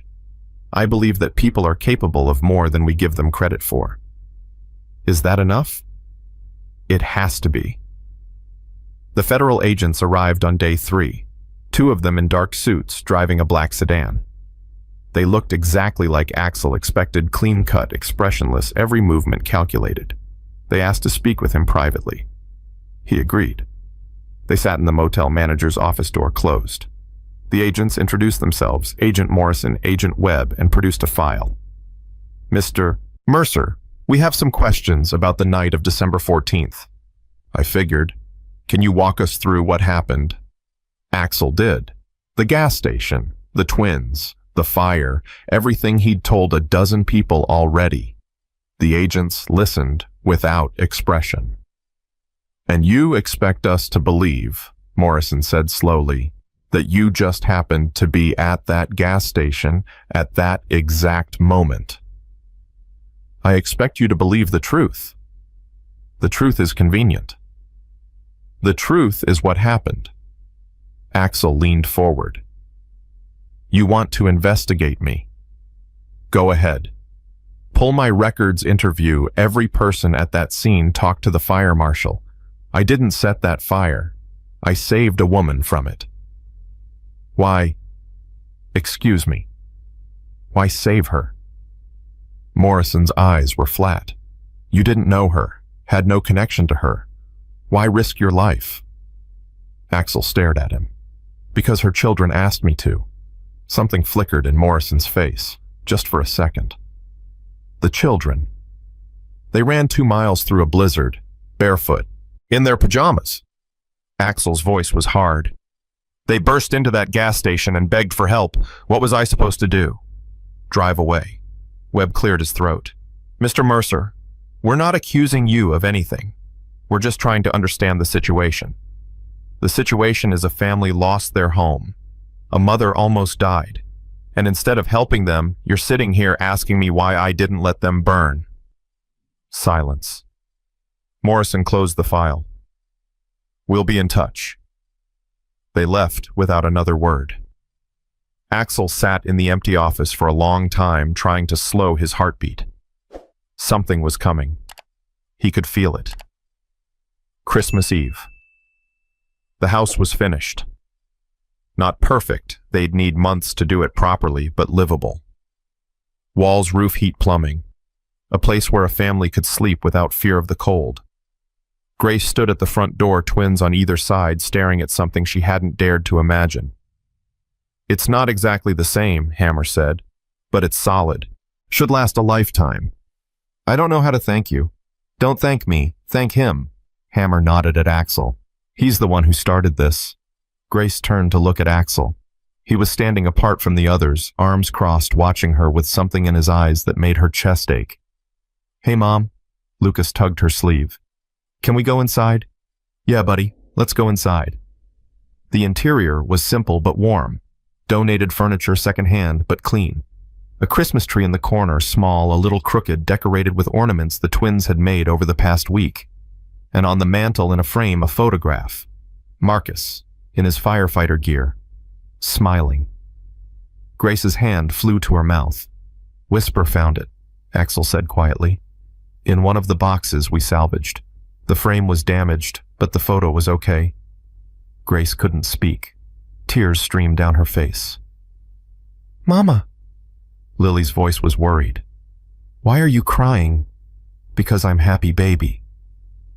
Grace pulled her daughter close. "Because I'm so happy." Lucas ran upstairs to explore. Lily followed. Their excited voices echoed through the house, a sound that had been missing for too long. Grace wheeled toward Axel. "You did this. We all did this." "No." She stopped in front of him. You started it. You stayed. You made people believe." She reached up, touched his face. "You made me believe." Axel's eyes were wet. He didn't try to hide it. "Grace, A crash from upstairs. Lucas screaming. Axel moved without thinking. Took the stairs 3 at a time. Burst into the kids' room to find nothing. Lucas was fine. Laughing. He'd knocked over a lamp while jumping on the bed. "Sorry." The boy grinned sheepishly. It was an accident. Axel's heart was pounding so hard he could barely breathe. He braced himself against the door frame, fighting for control. "Just be careful, okay? You scared us." "Okay." Lucas went back to jumping more carefully this time. Axel walked downstairs on shaking legs. Brick was waiting at the bottom. "You good?" "I thought Axel couldn't finish." "I know." Brick gripped his shoulder. "I know." Outside, someone started singing. Axel stepped onto the porch, Grace behind him. The construction crew had gathered in the yard, forming a loose circle. Someone had produced a guitar, and they were singing rough voices off-key but sincere. Silent night. Holy night. Grace wheeled up beside him, took his hand. The snow began to fall. All is calm. All is bright. Lily and Lucas came running out, drawn by the music. They stood on the porch, watching wonder on their faces, round yon virgin mother and child. Grace's voice joined in soft and clear. She hadn't sung since Marcus died. Axel knew that. He'd heard her say it. But she was singing now. Holy infant, so tender and mild. More voices joined. Townspeople who'd gathered to watch. Bikers who'd never set foot in a church. Children and old men and everyone in between. Sleep in heavenly peace. Axel didn't sing. Couldn't. His throat was too full. But he listened. And he watched. And he let himself feel something he'd forgotten existed. Sleep in heavenly peace. The song ended. The snow kept falling. And for one perfect moment, the world was exactly as it should be. Then headlights cut through the darkness. A motorcycle. No 3 motorcycles. Rolling up, slow engines growling. The singing stopped. Axel recognized them immediately. Iron horsemen. Viper in the lead face twisted with something ugly. "Well, well." Viper dismounted, surveying the scene.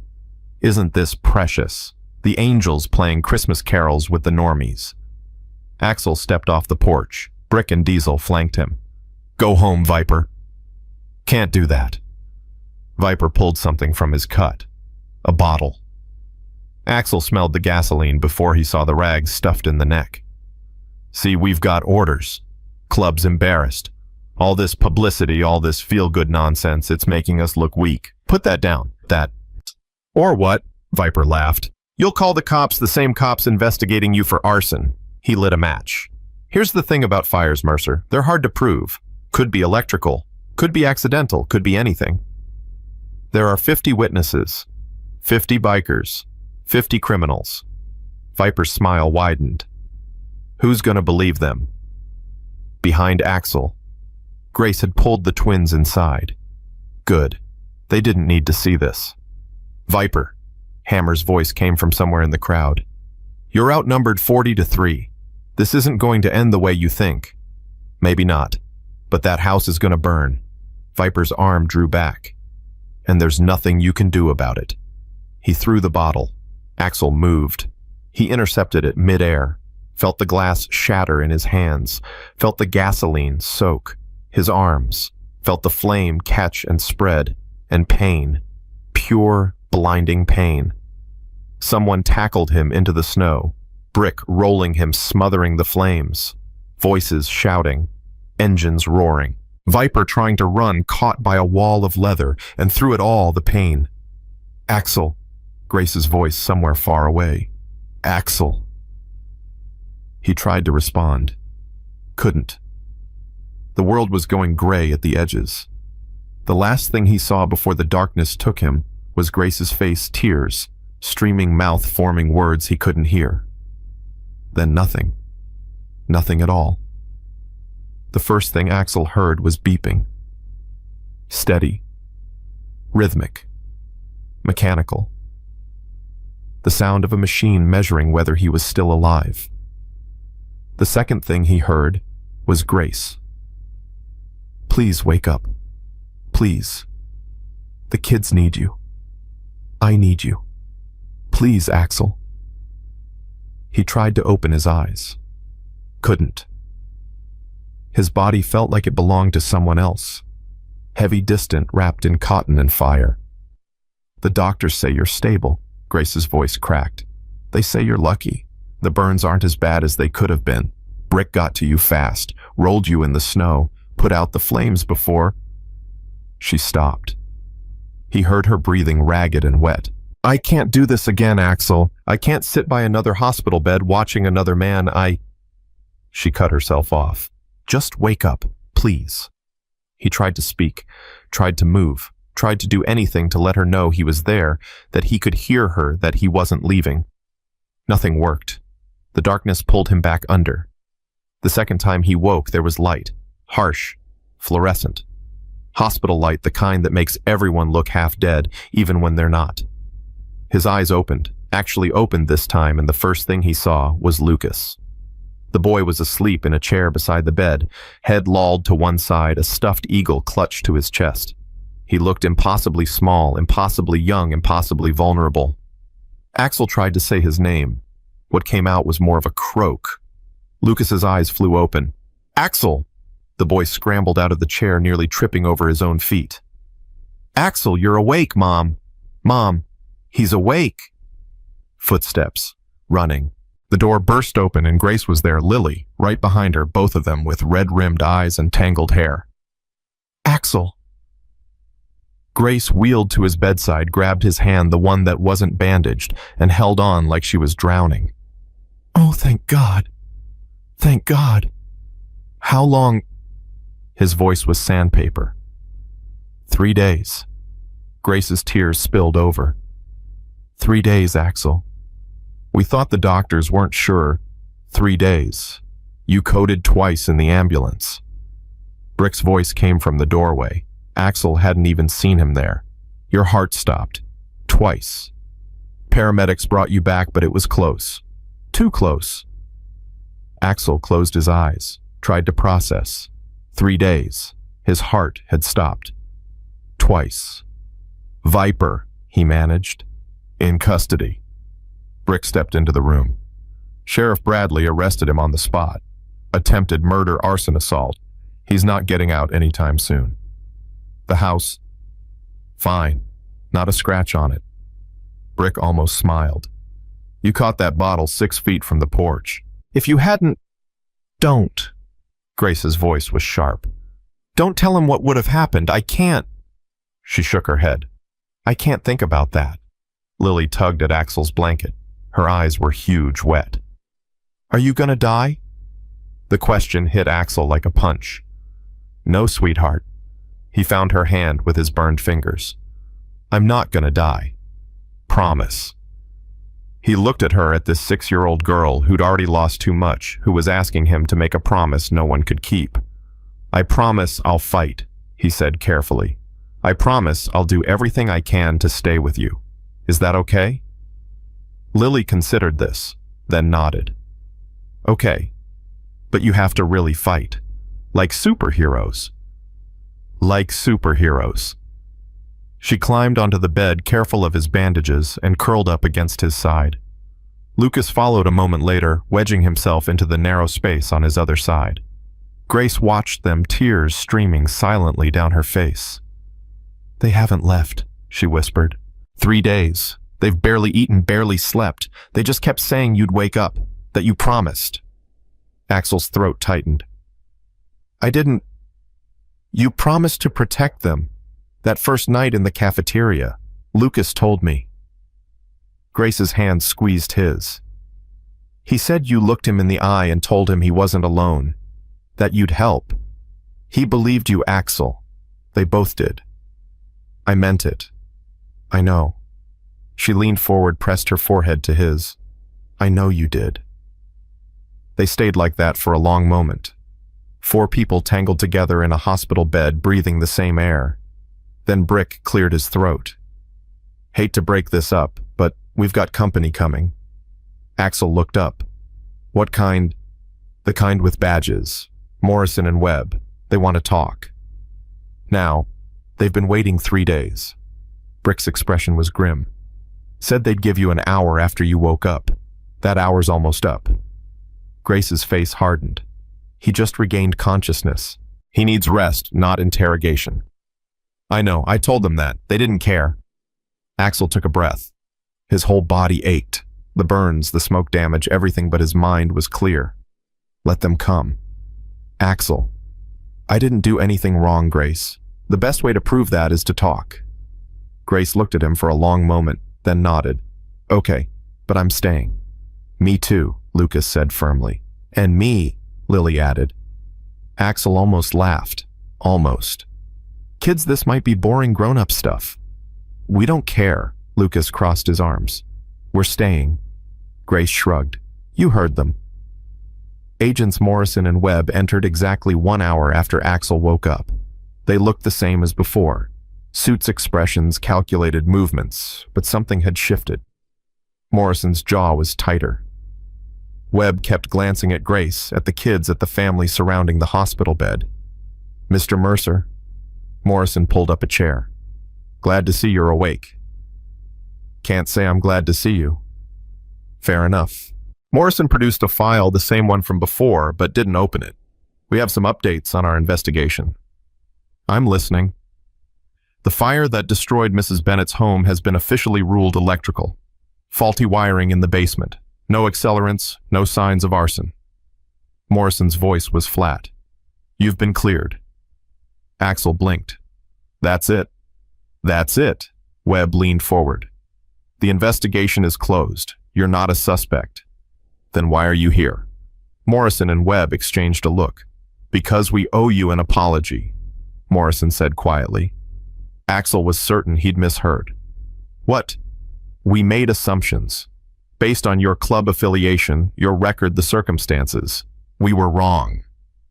Morrison's expression didn't change, but something in his voice did.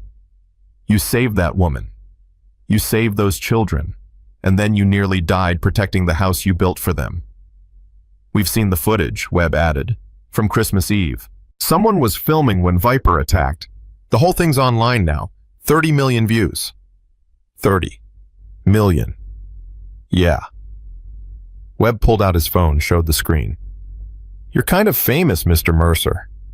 Axel stared at the video, at himself catching the bottle going up in flames, Brick tackling him into the snow, at Grace screaming his name. "Turn it off." Webb complied. "We're not here to make you uncomfortable," Morrison said. "We're here to tell you that the investigation is closed, the charges against Viper are moving forward, and—" he paused. "And the Bureau has decided not to pursue any further inquiry into you or your associates." "Why?" "Because you're not criminals." Morrison stood. "You're exactly what you appeared to be. Men who saw someone in trouble and helped." He extended his hand. Axel looked at it for a long moment, then shook it. "Thank you. Don't thank us. Just keep doing what you're doing." Morrison glanced at Grace at the kids. "This family's lucky to have you." The agents left. The room was silent for a long moment. Then Lucas said, "Does this mean the bad men aren't coming anymore?" Axel looked at the boy, at his earnest face, his worried eyes. "Yeah, buddy, the bad men aren't coming anymore." Lucas grinned. "Cool. Can we get ice cream to celebrate?" Despite everything, the pain, the exhaustion, the weight of the past 3 days, Axel laughed. "Sure, kid. Ice cream sounds great." Recovery was slow. The burns on Axel's arms and hands were second-degree mostly. Painful, but not permanent. The smoke damage to his lungs was more concerning. He'd inhaled a lot when the gasoline caught, but Brick monitored him daily, adjusting medications, forcing him through breathing exercises. "You're a terrible patient," Brick told him on day 5, "and you're a terrible bedside manner. I learned from the army, we don't coddle, clearly." Grace divided her time between Axel's bedside and the new house getting it ready for habitation. The construction crew had finished the interior while Axel was unconscious, every detail perfect, every donation cataloged and put to use. "It's beautiful," she told him. "More than beautiful. It's a home. When can you move in?" "Whenever you can come with us." Axel stared at her. "What?" "You heard me." Grace's chin lifted. "I'm not moving into that house without you. Neither are the kids." "Grace, I can't just—" "You can. You will." She wheeled closer. "Axel, you almost died for us. You've given up everything, your club, your life, nearly your actual life for my family. Do you really think I'm going to let you recover in some motel room alone?" "I don't want to impose." "You're not imposing, you're being invited." Her hand found his. "There's a room for you. Has been since the beginning. Hammer said he built it to your specifications, whatever that means." Axel's throat tightened. "Hammer built me a room. He said you'd need a place to hang your cut. Said something about a man needing his own space." Grace smiled softly. "I think he knew even then that you'd be staying." Axel couldn't speak. "Say yes," Grace whispered. "Please." He looked at her, at this woman who'd lost everything twice and still found the courage to love again. At this mother who'd trusted strangers with her children. At this person who'd seen him at his worst and still wanted him to stay. Yes. Grace's smile was the most beautiful thing he'd ever seen. The hospital discharged him on day 8.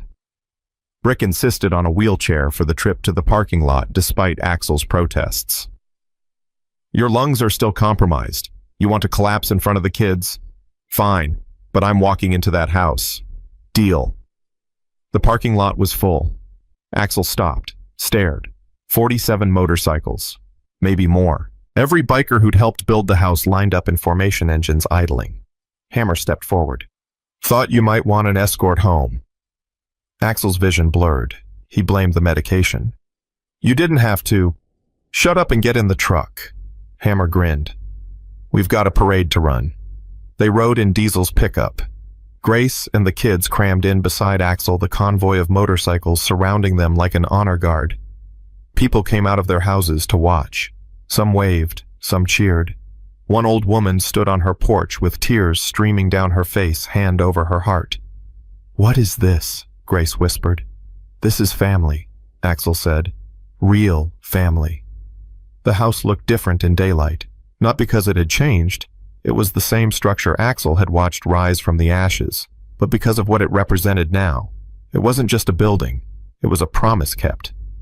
Grace's wheelchair rolled up the new ramp Hammer had installed. The door opened. Inside, a crowd was waiting. Mara from the diner, Jenkins from the hardware store, Father O'Brien, Sheriff Bradley looking uncomfortable but present, nurses from the hospital, teachers, neighbors, strangers who'd become friends, and in the center of them all, a banner. Welcome home, Bennett family. Below it, in smaller letters added by a child's hand, and Axel. Lily bounced up to him grinning. I made that part. Do you like it? Axel dropped to one knee, ignoring Brick's protest, and pulled her into a hug. I love it. Mom said you're going to live with us now. Is that true? That's true. Forever. Axel looked up at Grace, at Lucas, at this family that had somehow become his. Forever, he said. Lily squealed and hugged him tighter. The party lasted until evening. People came and went, bringing food and gifts and stories. The house filled with laughter, a sound Axel had almost forgotten existed. He sat on the new couch, still wrapped in bandages, watching it all unfold. Grace appeared beside him. You okay? I don't know what I am. He shook his head. A month ago I was drinking alone in a roadside bar, wondering what the point of any of it was. Now you're home. Yeah. He looked at her. I'm home. Grace leaned against him, careful of his injuries. I need to tell you something, she said quietly. What? When you were unconscious, when the doctors said they weren't sure if you'd wake up, I made a decision. Axel's heart stuttered. What kind of decision? I took off my ring. Grace held up her left hand. The wedding band was gone. I loved Marcus. I'll always love Marcus. But he's been gone 2 years, and I've been holding on to that ring like it could bring him back. Grace, let me finish. She took a breath. I watched you catch that bottle. I watched you burn. And all I could think was, I never told him. I never said it. And now it might be too late. Axel's throat was too tight to speak. I'm not saying I'm ready to. I don't know what I'm ready for. Grace's voice trembled. But I know I'm ready to stop living in the past. I know I'm ready to let someone else in. She looked at him. I know I'm ready for you. Axel reached for her hand, held it against his chest. I've been dead for 8 years, he said quietly. Going through the motions, pretending to live, but dead. And then your kids ran into that gas station and something woke up. Something I thought I'd buried with Emma. What? Hope. The word came out rough. You gave me hope, Grace. You and Lucas and Lily. You made me believe I could be someone worth loving again. Grace's eyes welled with tears. So here's what I'm proposing, Axel continued. Not marriage, not yet, but partnership. I stay here. I help raise those kids. I build something real, something lasting, and we take it one day at a time. One day at a time. Yeah. Can you live with that? Grace leaned forward, kissed him softly. I can live with that. The days settled into rhythm. Axel healed, slowly, stubbornly fighting his body every step of the way. Brick came by daily for checkups and stayed for dinner. Whisper took the kids on adventures while Grace handled paperwork, insurance claims, disability forms, all the bureaucratic nightmares that come with rebuilding a life. The GoFundMe had passed $200,000, enough to pay off Grace's medical debts fund, Lucas and Lily's education, even set up a small trust for emergencies. We should give some of it away, Grace said one evening. Axel looked up from the book Lucas was reading to him. What do you mean? All these people donated because they wanted to help a family in need. But we're not the only family in need. Grace's eyes were thoughtful. There are other people like us. Other fires, other disasters, other tragedies. We could help them. A foundation. Something like that. Named after... She paused, looked at him carefully. Named after Emma. Axel's heart stopped. Grace. Only if you want to. Only if it feels right. She reached for his hand. But I thought, what better way to honor her? What better way to turn something terrible into something beautiful? Axel couldn't speak, couldn't breathe. Emma's foundation, helping families rebuild after disaster, turning his daughter's death into a legacy of hope. Yeah, he managed. Yeah, that feels right. Grace squeezed his hand. Then that's what we'll do. 3 weeks after Axel moved in, Sheriff Bradley came to visit. Axel was on the porch watching Lucas and Lily build a snowman when the cruiser pulled up. He tensed instinctively. Bradley climbed out, walked up the path, stopped at the bottom of the steps. Mr. Mercer. Sheriff. Silence stretched between them. I owe you an apology, Bradley said finally. Axel blinked. First the feds, now the sheriff. Was the whole world going soft for what? For judging you, for assuming the worst, for... Bradley took off his hat, ran a hand through his hair.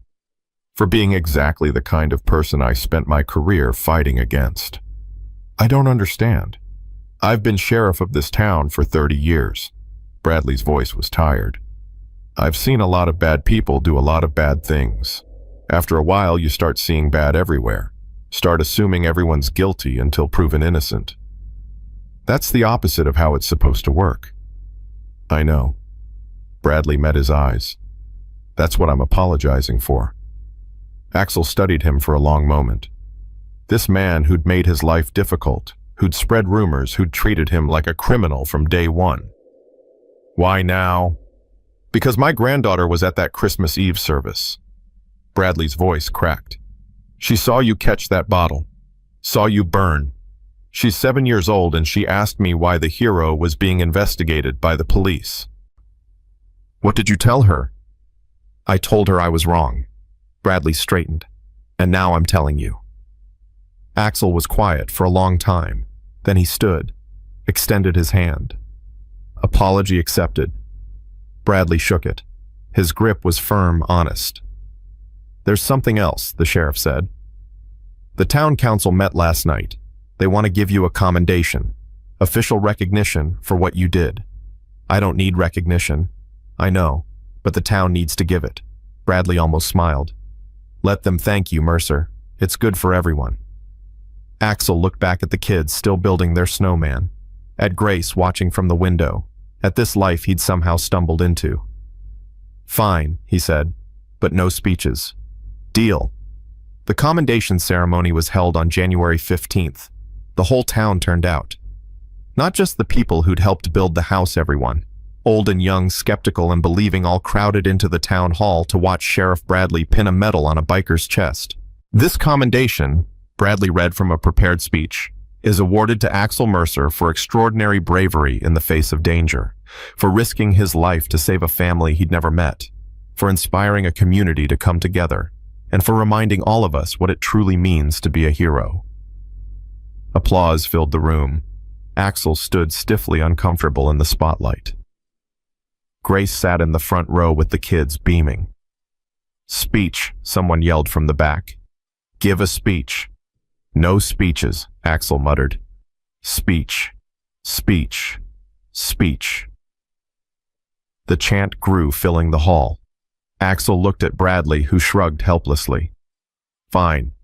Axel stepped up to the microphone, cleared his throat. I'm not good at this, he started. Talking, feelings, any of it. Scattered laughter. A month ago, I was just a guy on a motorcycle. No family, no home, no purpose. I'd been that way for 8 years, ever since... He stopped, swallowed. Ever since I lost my daughter. The room went silent. Her name was Emma. She was 6 years old. She died in a fire I couldn't stop. Axel's voice was rough. I spent 8 years trying to outrun that, trying to drink it away, ride it away, bury it so deep it couldn't hurt anymore. He looked at Grace, at the kids. And then 2 children ran into a gas station and asked me for help, and I couldn't say no. I couldn't walk away, because I saw my daughter in their eyes. I saw a second chance. The house we built, it's not just wood and nails. It's proof that people can change. that communities can come together, that even someone as broken as me can find a reason to keep going. He paused. I don't deserve this medal.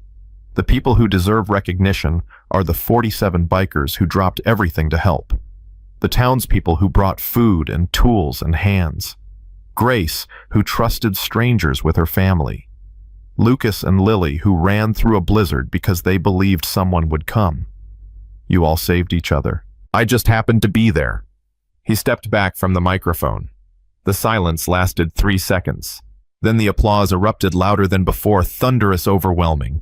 People were standing cheering, some of them crying. Grace wheeled up to the stage. The kids ran beside her. That, she said, was a speech. I said no speeches. You lied. She was crying and laughing at the same time. Axel Mercer, you're a terrible liar. He pulled her close. The kids piled in. The crowd kept cheering. And for the first time in 8 years, Axel Mercer felt like he was exactly where he belonged. Late that night, after the ceremony, after the celebration, after the kids were asleep, Axel stood on the porch of the house he'd helped build. The snow had stopped. The stars were out. The world was quiet. Grace wheeled up beside him. What are you thinking? I'm thinking about Emma. Grace was silent, waiting. She would have loved this. Axel's voice was soft. The house, the family, all of it. She always wanted siblings, used to beg me for a little brother or sister. Maybe she sent them to you. Axel looked at her. What? Lucas and Lily. Maybe Emma sent them to you. Maybe that's why they found you out of all the places they could have gone. Grace took his hand. Maybe she's been watching this whole time. Axel's throat tightened. I don't know if I believe in that. You don't have to believe in it. You just have to consider the possibility. Grace squeezed his hand. That maybe somehow you were meant to find us. That maybe this was always the plan.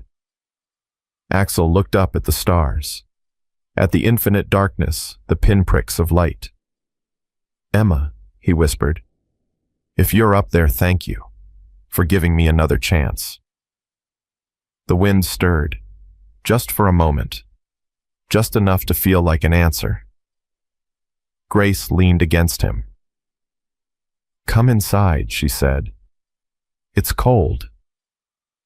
In a minute. Axel. I just need a minute. He looked at her. I promise I'll come in. I need to say goodbye. Grace studied his face, then nodded. Don't be long. She went inside. Axel stood alone on the porch, the cold biting at his cheeks, the stars wheeling overhead. I'm going to be okay, he said to no one. To everyone. To the daughter he'd lost and the family he'd found. I'm going to be okay now. The wind stirred again, and Axel Mercer, for the first time in 8 years, smiled. Spring came to Cedar Falls like a promise kept. The snow melted. The roads cleared. The world remembered how to be green again. And Axel Mercer woke every morning in a house that smelled like pancakes and sounded like children laughing. He'd never imagined this life, never dared to dream it. Now he couldn't imagine anything else. Axel, Lucas's voice echoed from downstairs. Mom says breakfast is ready, and if you don't come down, she's giving your bacon to Lily. I'm coming. Axel pulled on a shirt, wincing slightly.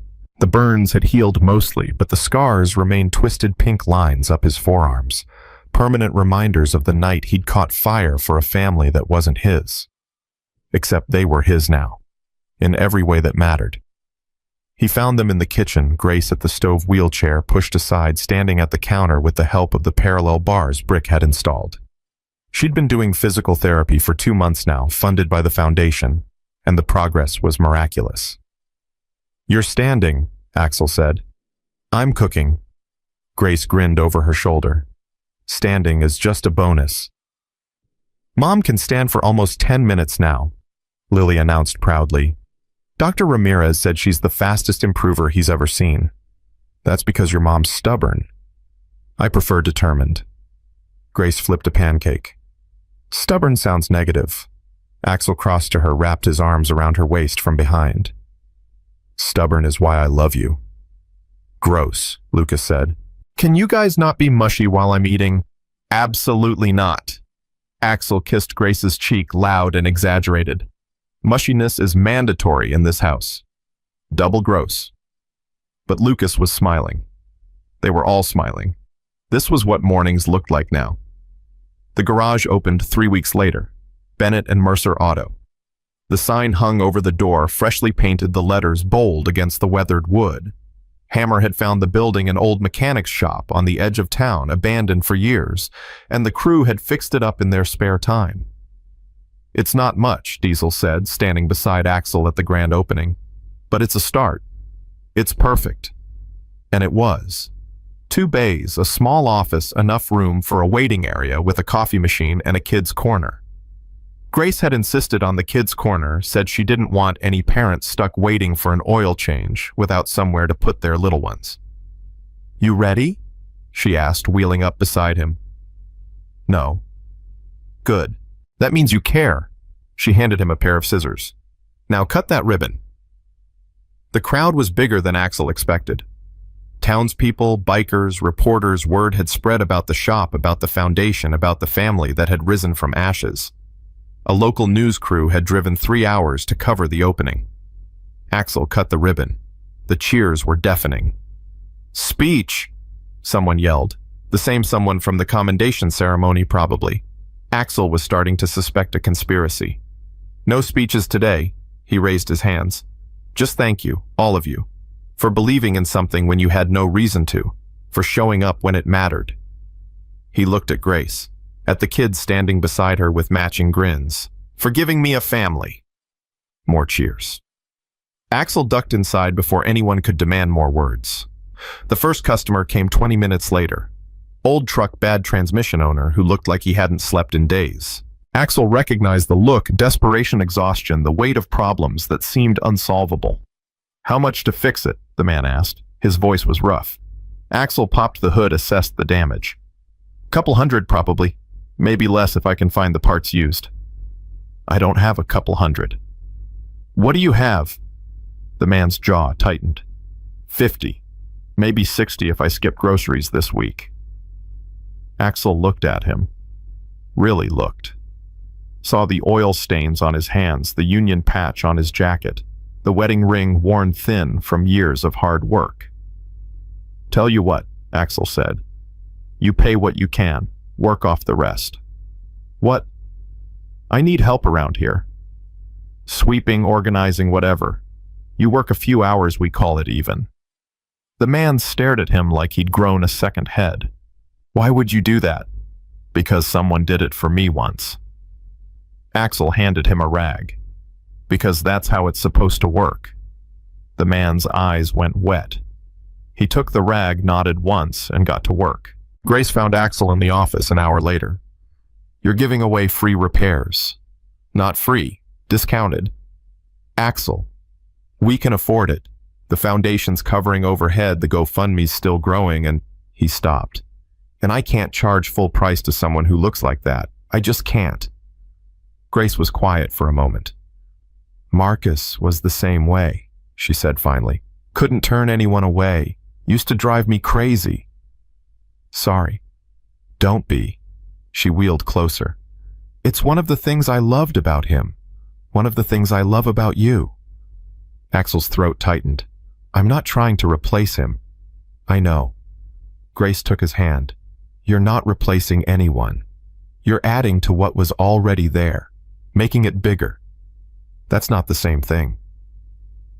He looked at her, at this woman who'd lost everything twice and still found room in her heart for him. "I don't deserve you." "Probably not," she smiled. "But you've got me anyway." The foundation launched officially in April. Emma's Hope. They'd debated the name for weeks. Emma's Foundation, Emma's Light, a dozen other options, but in the end, Hope felt right. That's what Emma had represented. That's what she still represented even 8 years after her death. The kickoff event drew 300 people. Axel stood at the podium, hands shaking, looking out at a sea of faces. Bikers and bankers, teachers and truckers, people from every corner of the county and beyond. Emma would have been 14 this year, he started. 14 years old. Starting high school, probably giving me gray hair about boys and curfews. Soft laughter rippled through the crowd. Instead, she's been gone for 8 years. 8 years of wondering what she would have become. 8 years of missing her birthday, her laugh, the way she used to climb into my lap and tell me about her dreams. He paused, breathed. I can't bring her back. Nothing can. But I can make sure her life meant something. I can take the worst thing that ever happened to me and turn it into something that helps other people. He looked at Grace, sitting in the front row with the twins. That's what Emma's hope is about. Helping families rebuild after disaster. Making sure no one has to face their worst moment alone. His voice cracked. Because I faced mine alone, and it nearly killed me. It took 8 years and a miracle to find my way back. He gestured to Grace, to Lucas and Lily. They're my miracle. This community is my miracle. And now, with your help, we can be that miracle for someone else. The applause was overwhelming.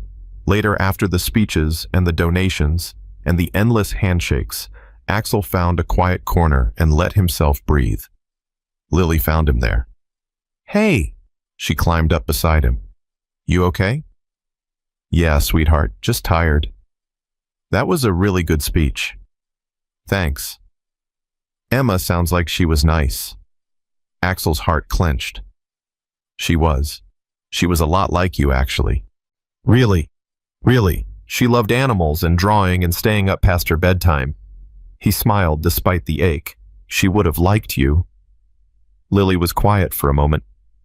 Do you think she's in heaven? I don't know. Maybe. I think she is. Lily's voice was certain. And I think she's happy you found us. Because you were sad before and now you're not. Axel stared at her, at this 6-year-old philosopher with her father's eyes and her mother's heart. How do you know I was sad? Because sometimes you look at the sky like you're waiting for something, but you don't do it as much anymore. She took his hand. I think Emma sent you to us, and I think she's proud of you. Axel couldn't speak, couldn't even breathe. Thanks, Lily, he managed finally. I needed to hear that. I know. She hopped down from her seat. Mom says we're getting ice cream. Come on. She ran off toward Grace and Lucas. Axel sat for a moment longer, looking at the sky. Thank you, he whispered, for everything. The wind stirred, just enough to feel like an answer. The first charity ride happened in May. Emma's ride. 200 motorcycles, 300 miles, a rolling thunder of hope crossing the Montana countryside. They'd raised pledges from every town along the route, and the total was staggering. $50,000. More than Axel had dared to dream. This is insane, he told Hammer at the staging area. How did we get this many people? You inspired them. Hammer clapped his shoulder. People want to be part of something good. You gave them that chance. The ride started at dawn. Axel led the pack, Grace riding behind him for the first time ever. She'd been terrified. I haven't been on a motorcycle since college, and I had functioning legs then, but she'd insisted on being part of it. This is your thing, she'd said. I want to share it. The twins rode with brick and whisper helmets that made their heads look comically large, grins even bigger. This is awesome, Lucas shouted over the engine noise. So cool, Lily agreed. They rode through small towns and open highways, past cheering crowds and waving signs. At each stop, people pressed money into their hands. 5s and 10s and 20s, crumpled bills from people who didn't have much, but wanted to give anyway. For Emma, one old woman said, pressing a $100 bill into Axel's palm. Lost my grandson to a fire. This matters. Axel couldn't count how many times he heard those words. For Emma, this matters. It did matter. Every dollar, every mile, every person who showed up to bear witness. The ride ended at the Cedar Falls town square. The whole town was waiting. A stage had been set up, speakers ready, a giant check waiting to be presented. Mayor Thompson, who'd been skeptical at first, but had come around hard, stood at the microphone. Ladies and gentlemen, it is my honor to present the first annual Emma's Ride donation. Thanks to the incredible generosity of riders and sponsors across Montana, we've raised $53,872. The crowd exploded. Axel stood frozen. That was $3,000 more than their goal, $3,000 more than he'd allowed himself to hope for. Grace grabbed his hand, squeezed. "You did this," she said. "We did this." "No." She turned to face him. "Axel, I love you. I love what you've built. I love what you've become. But you need to accept this. You made this happen. You." He looked at the crowd, at the bikers, the townspeople, the strangers who'd become family. "Okay," he said finally. "I made this happen." Grace smiled. "Was that so hard?" "Yes." "Get used to it." She pulled him toward the stage. "Because we're just getting started." Summer brought changes. The garage expanded, a third bay, a second mechanic, a waiting list that stretched 3 weeks out. The foundation grew partnerships with fire departments, hospitals, community organizations across the state. The family settled into rhythms that felt permanent, unbreakable. And Grace started walking, not fully, not without help. But more and more she was able to stand, to take steps, to move through the world on her own 2 feet. "The doctors are shocked," Brick told Axel one evening. "They're saying her recovery defies medical explanation." "What do you think?" Brick shrugged. "I think determination counts for a lot. And Grace has more determination than anyone I've ever met." Axel watched her through the window, practicing with her parallel bars while the twins cheered her on. "She's incredible." "Yeah." Brick clapped his shoulder. "So are you." The proposal wasn't planned. It happened in August on a Tuesday in the middle of the kitchen while Grace was trying to make dinner and Axel was supposedly helping but mostly getting in the way. "Pass me the salt," she said. "Which one?" "The Axel. There's only one salt shaker." "Right." He handed it over. Their fingers touched. And suddenly, he was on one knee. "What are you doing?" "I don't know." He hadn't planned this. Hadn't even thought about it. But the words were coming out anyway. "Grace, Is this a proposal?" Her voice was incredulous.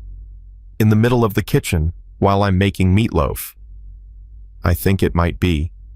"You don't have a ring." "I know." "You're covered in motor oil." "I know. And you're doing it anyway." Axel looked up at her, at this woman who'd changed everything, who'd given him a reason to live, when he'd forgotten how. "I don't have a ring," he said. "I don't have a speech. I don't have anything except this, you, me, Lucas, Lily, this family, this life." He took her hand. "I know I'm not Marcus. I know I can never replace what you had with him. But I love you, Grace. I love your children. I love this crazy, beautiful, impossible thing we've built." Grace's eyes were wet. "Keep going. Will you marry me?" The words came out rough, desperate. "Will you let me spend the rest of my life trying to deserve you?" Grace was silent for a long moment. Then she laughed. "I'm making meatloaf," she said. "I noticed. It's going to burn if I don't watch it." "Probably. And you're asking me to marry you?" "Yes." She looked at the stove. At him. At the stove again. "Yes." Axel blinked. "What?"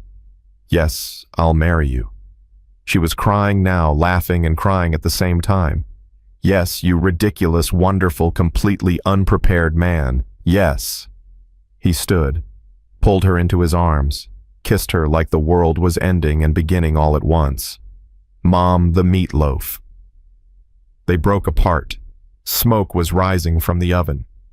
"Kids," Grace muttered, rushing to save dinner. Axel watched her go, grinning like an idiot. He was getting married. The twins found out 10 minutes later.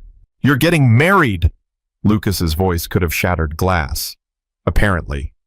To Axel." "That's the plan." Lily launched herself at Axel's legs. "Does this mean you're our dad now?" The question hit Axel like a truck. He looked at Grace, helpless. "You can be whatever you want to be," Grace said carefully. "Whatever feels right." "I want him to be our dad." Lucas crossed his arms. Real dads are there. Real dads stay. Axel stays.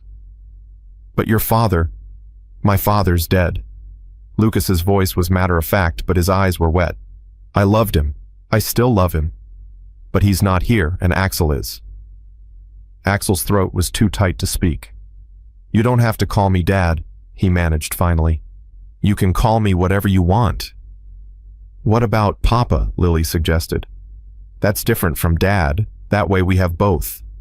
Lucas considered this. Papa Axel. That works. Both children looked at Axel. Is that okay? Lily asked. Can we call you Papa? Axel dropped to his knees, pulled them both into his arms. Yeah, he whispered. That's okay. The wedding was small, October, the backyard of the house they'd built together. 50 guests, maybe 60, bikers and townspeople and foundation donors all crowded onto folding chairs borrowed from the community center. Hammer officiated. Turns out he'd gotten ordained online years ago for exactly this kind of situation. Didn't think I'd ever use it, he told Axel before the ceremony. But here we are. Grace walked down the aisle. Actually walked. With leg braces and forearm crutches, but walking. 10 months of therapy. 10 months of stubbornness. 10 months of refusing to give up.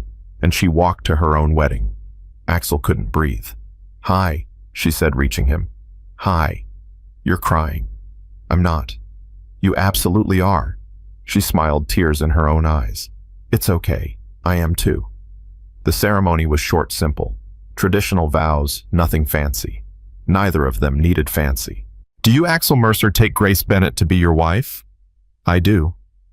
Do you, Grace Bennett, take Axel Mercer to be your husband? I do. Then by the power vested in me by the internet and the state of Montana, I now pronounce you husband and wife. Hammer grinned. Kiss your bride, brother. Axel did. The crowd erupted. Somewhere in the chaos, Marcus's old firefighter brothers found Axel. We wanted to talk to you, the tallest one said. His name was Rodriguez, and he'd been Marcus's best friend on the force. Before you leave for the honeymoon. Axel tensed. Okay. Marcus was the best man I ever knew. Rodriguez's voice was rough. He saved my life twice. Saved a lot of lives. And losing him, that nearly broke all of us. I understand. Let me finish. Rodriguez stepped closer. When we heard about you biker Hell's Angels, all of it, we were worried. Thought maybe Grace had lost her mind. Fair. But then we saw the videos, the house, the foundation. The way you are with those kids. Rodriguez's eyes were wet. Marcus would approve. He'd more than approve, he'd be grateful. You've given his family something he couldn't. You've given them a future. Axel couldn't speak. Take care of them, Rodriguez said. And if you ever need anything at all, the department's got your back. He extended his hand. Axel shook it. Thank you. That means... He stopped. Thank you. The honeymoon was 3 days at a cabin in the mountains. No kids, no phones, no responsibilities. Just Axel and Grace learning how to be husband and wife. I never thought I'd do this again, Grace said on the second night, lying beside him in the dark. Get married, I mean. After Marcus died, I couldn't imagine loving anyone else. And now I can't imagine not loving you. She turned to face him. Is that strange? To love two people? I don't think love works that way. I don't think it divides. Axel pulled her closer. I think it just grows. When did you get so wise?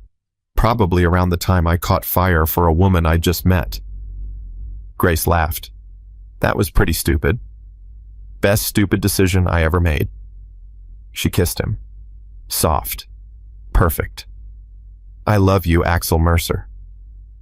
I love you too, Grace Mercer. She wrinkled her nose.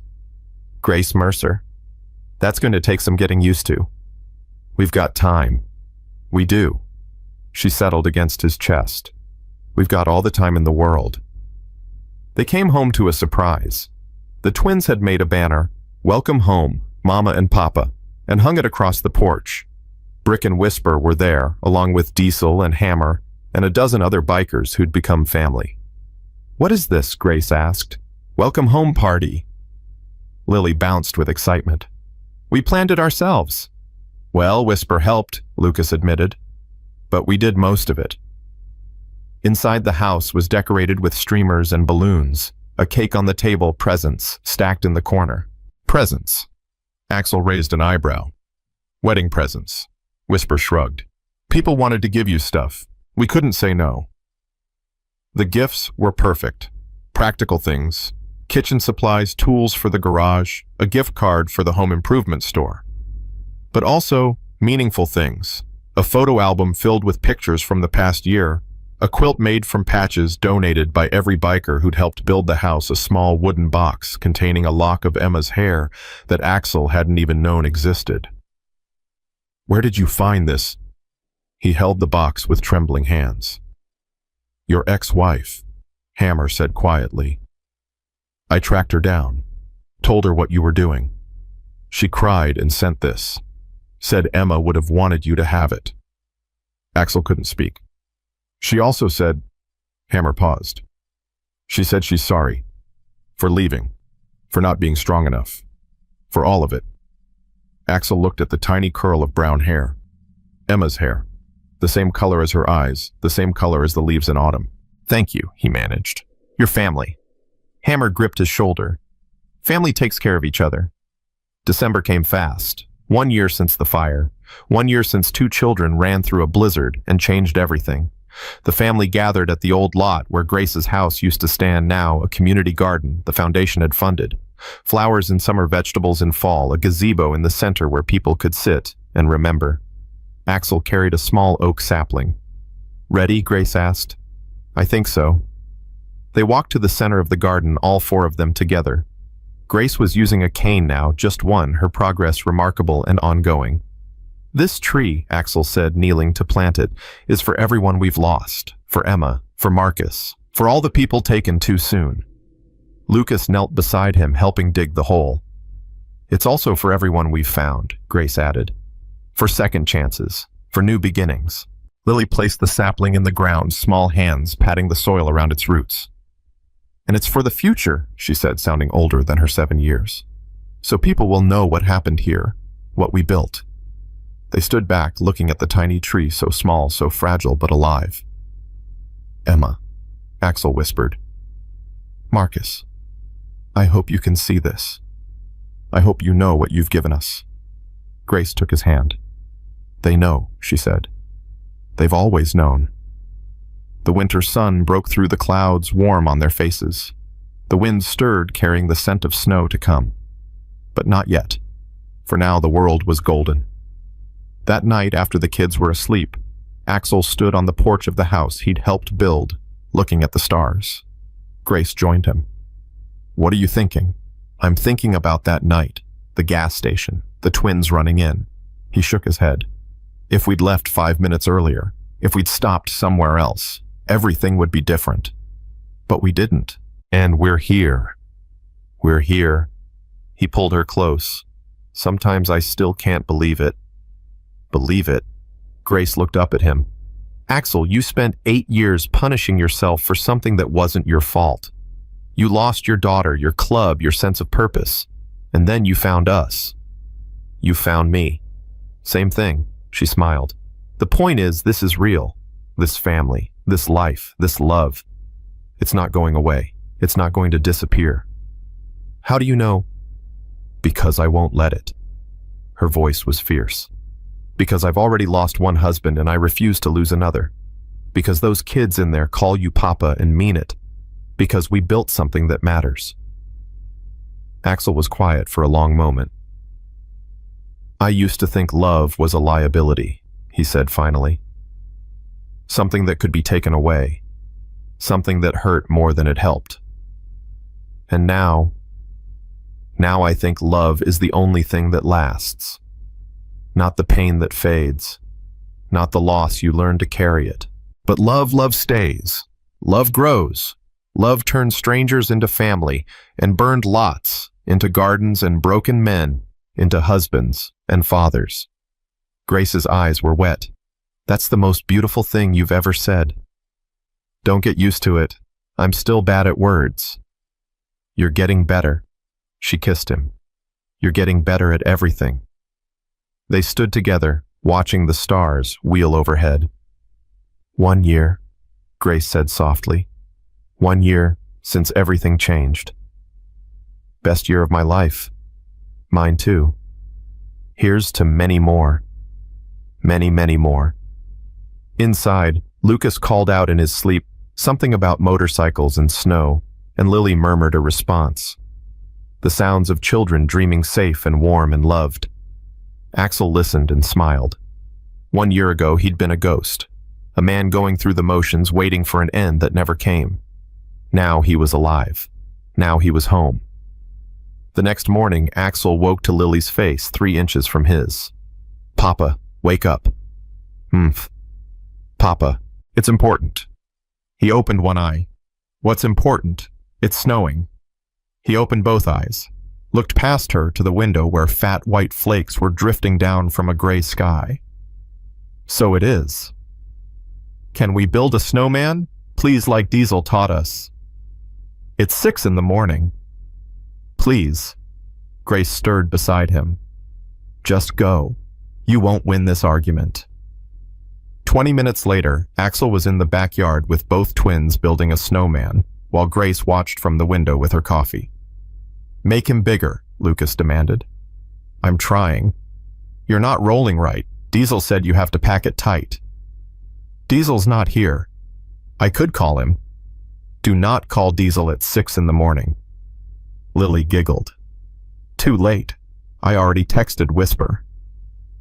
As if on cue, Axel's phone buzzed. Whisper. The kids say you need snowman help. On my way. Diesel. Bringing hot chocolate. Brick. I'll bring the carrots. You heathens always forget the nose. Axel stared at his phone, looked at the kids, looked at the sky. 30 minutes later, the backyard was full. Whisper was teaching Lily the finer points of snow architecture. Diesel had Lucas on his shoulders, placing the snowman's head. Brick was arguing with Hammer about the proper angle for stick arms. Grace had come outside, bundled in blankets, laughing at all of them. This was his family now. Blood and choice and everything in between. Papa, Lily called. Come help. Axel went. They built 3 snowmen that morning, a whole snow family standing guard in the backyard of the house that Love built. Later, when everyone had gone inside for hot chocolate and warmth, Axel stood for a moment alone looking at what they'd created. A year ago, he'd been lost. Now he was found.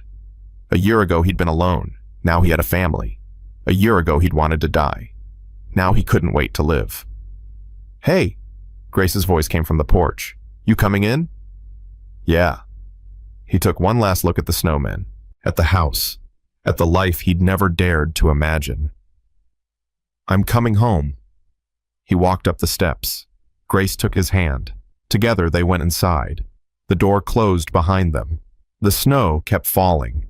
And on the porch of the Bennett Mercer house, a small wind chime made of motorcycle parts sang its quiet song, a gift from the club, a reminder of the road, a promise that some thunder leads to peace. They say angels don't exist, but on Route 41, on the coldest night, Cedar Falls ever knew, 2 children found proof that they're wrong. Angels wear leather. Angels ride Harleys.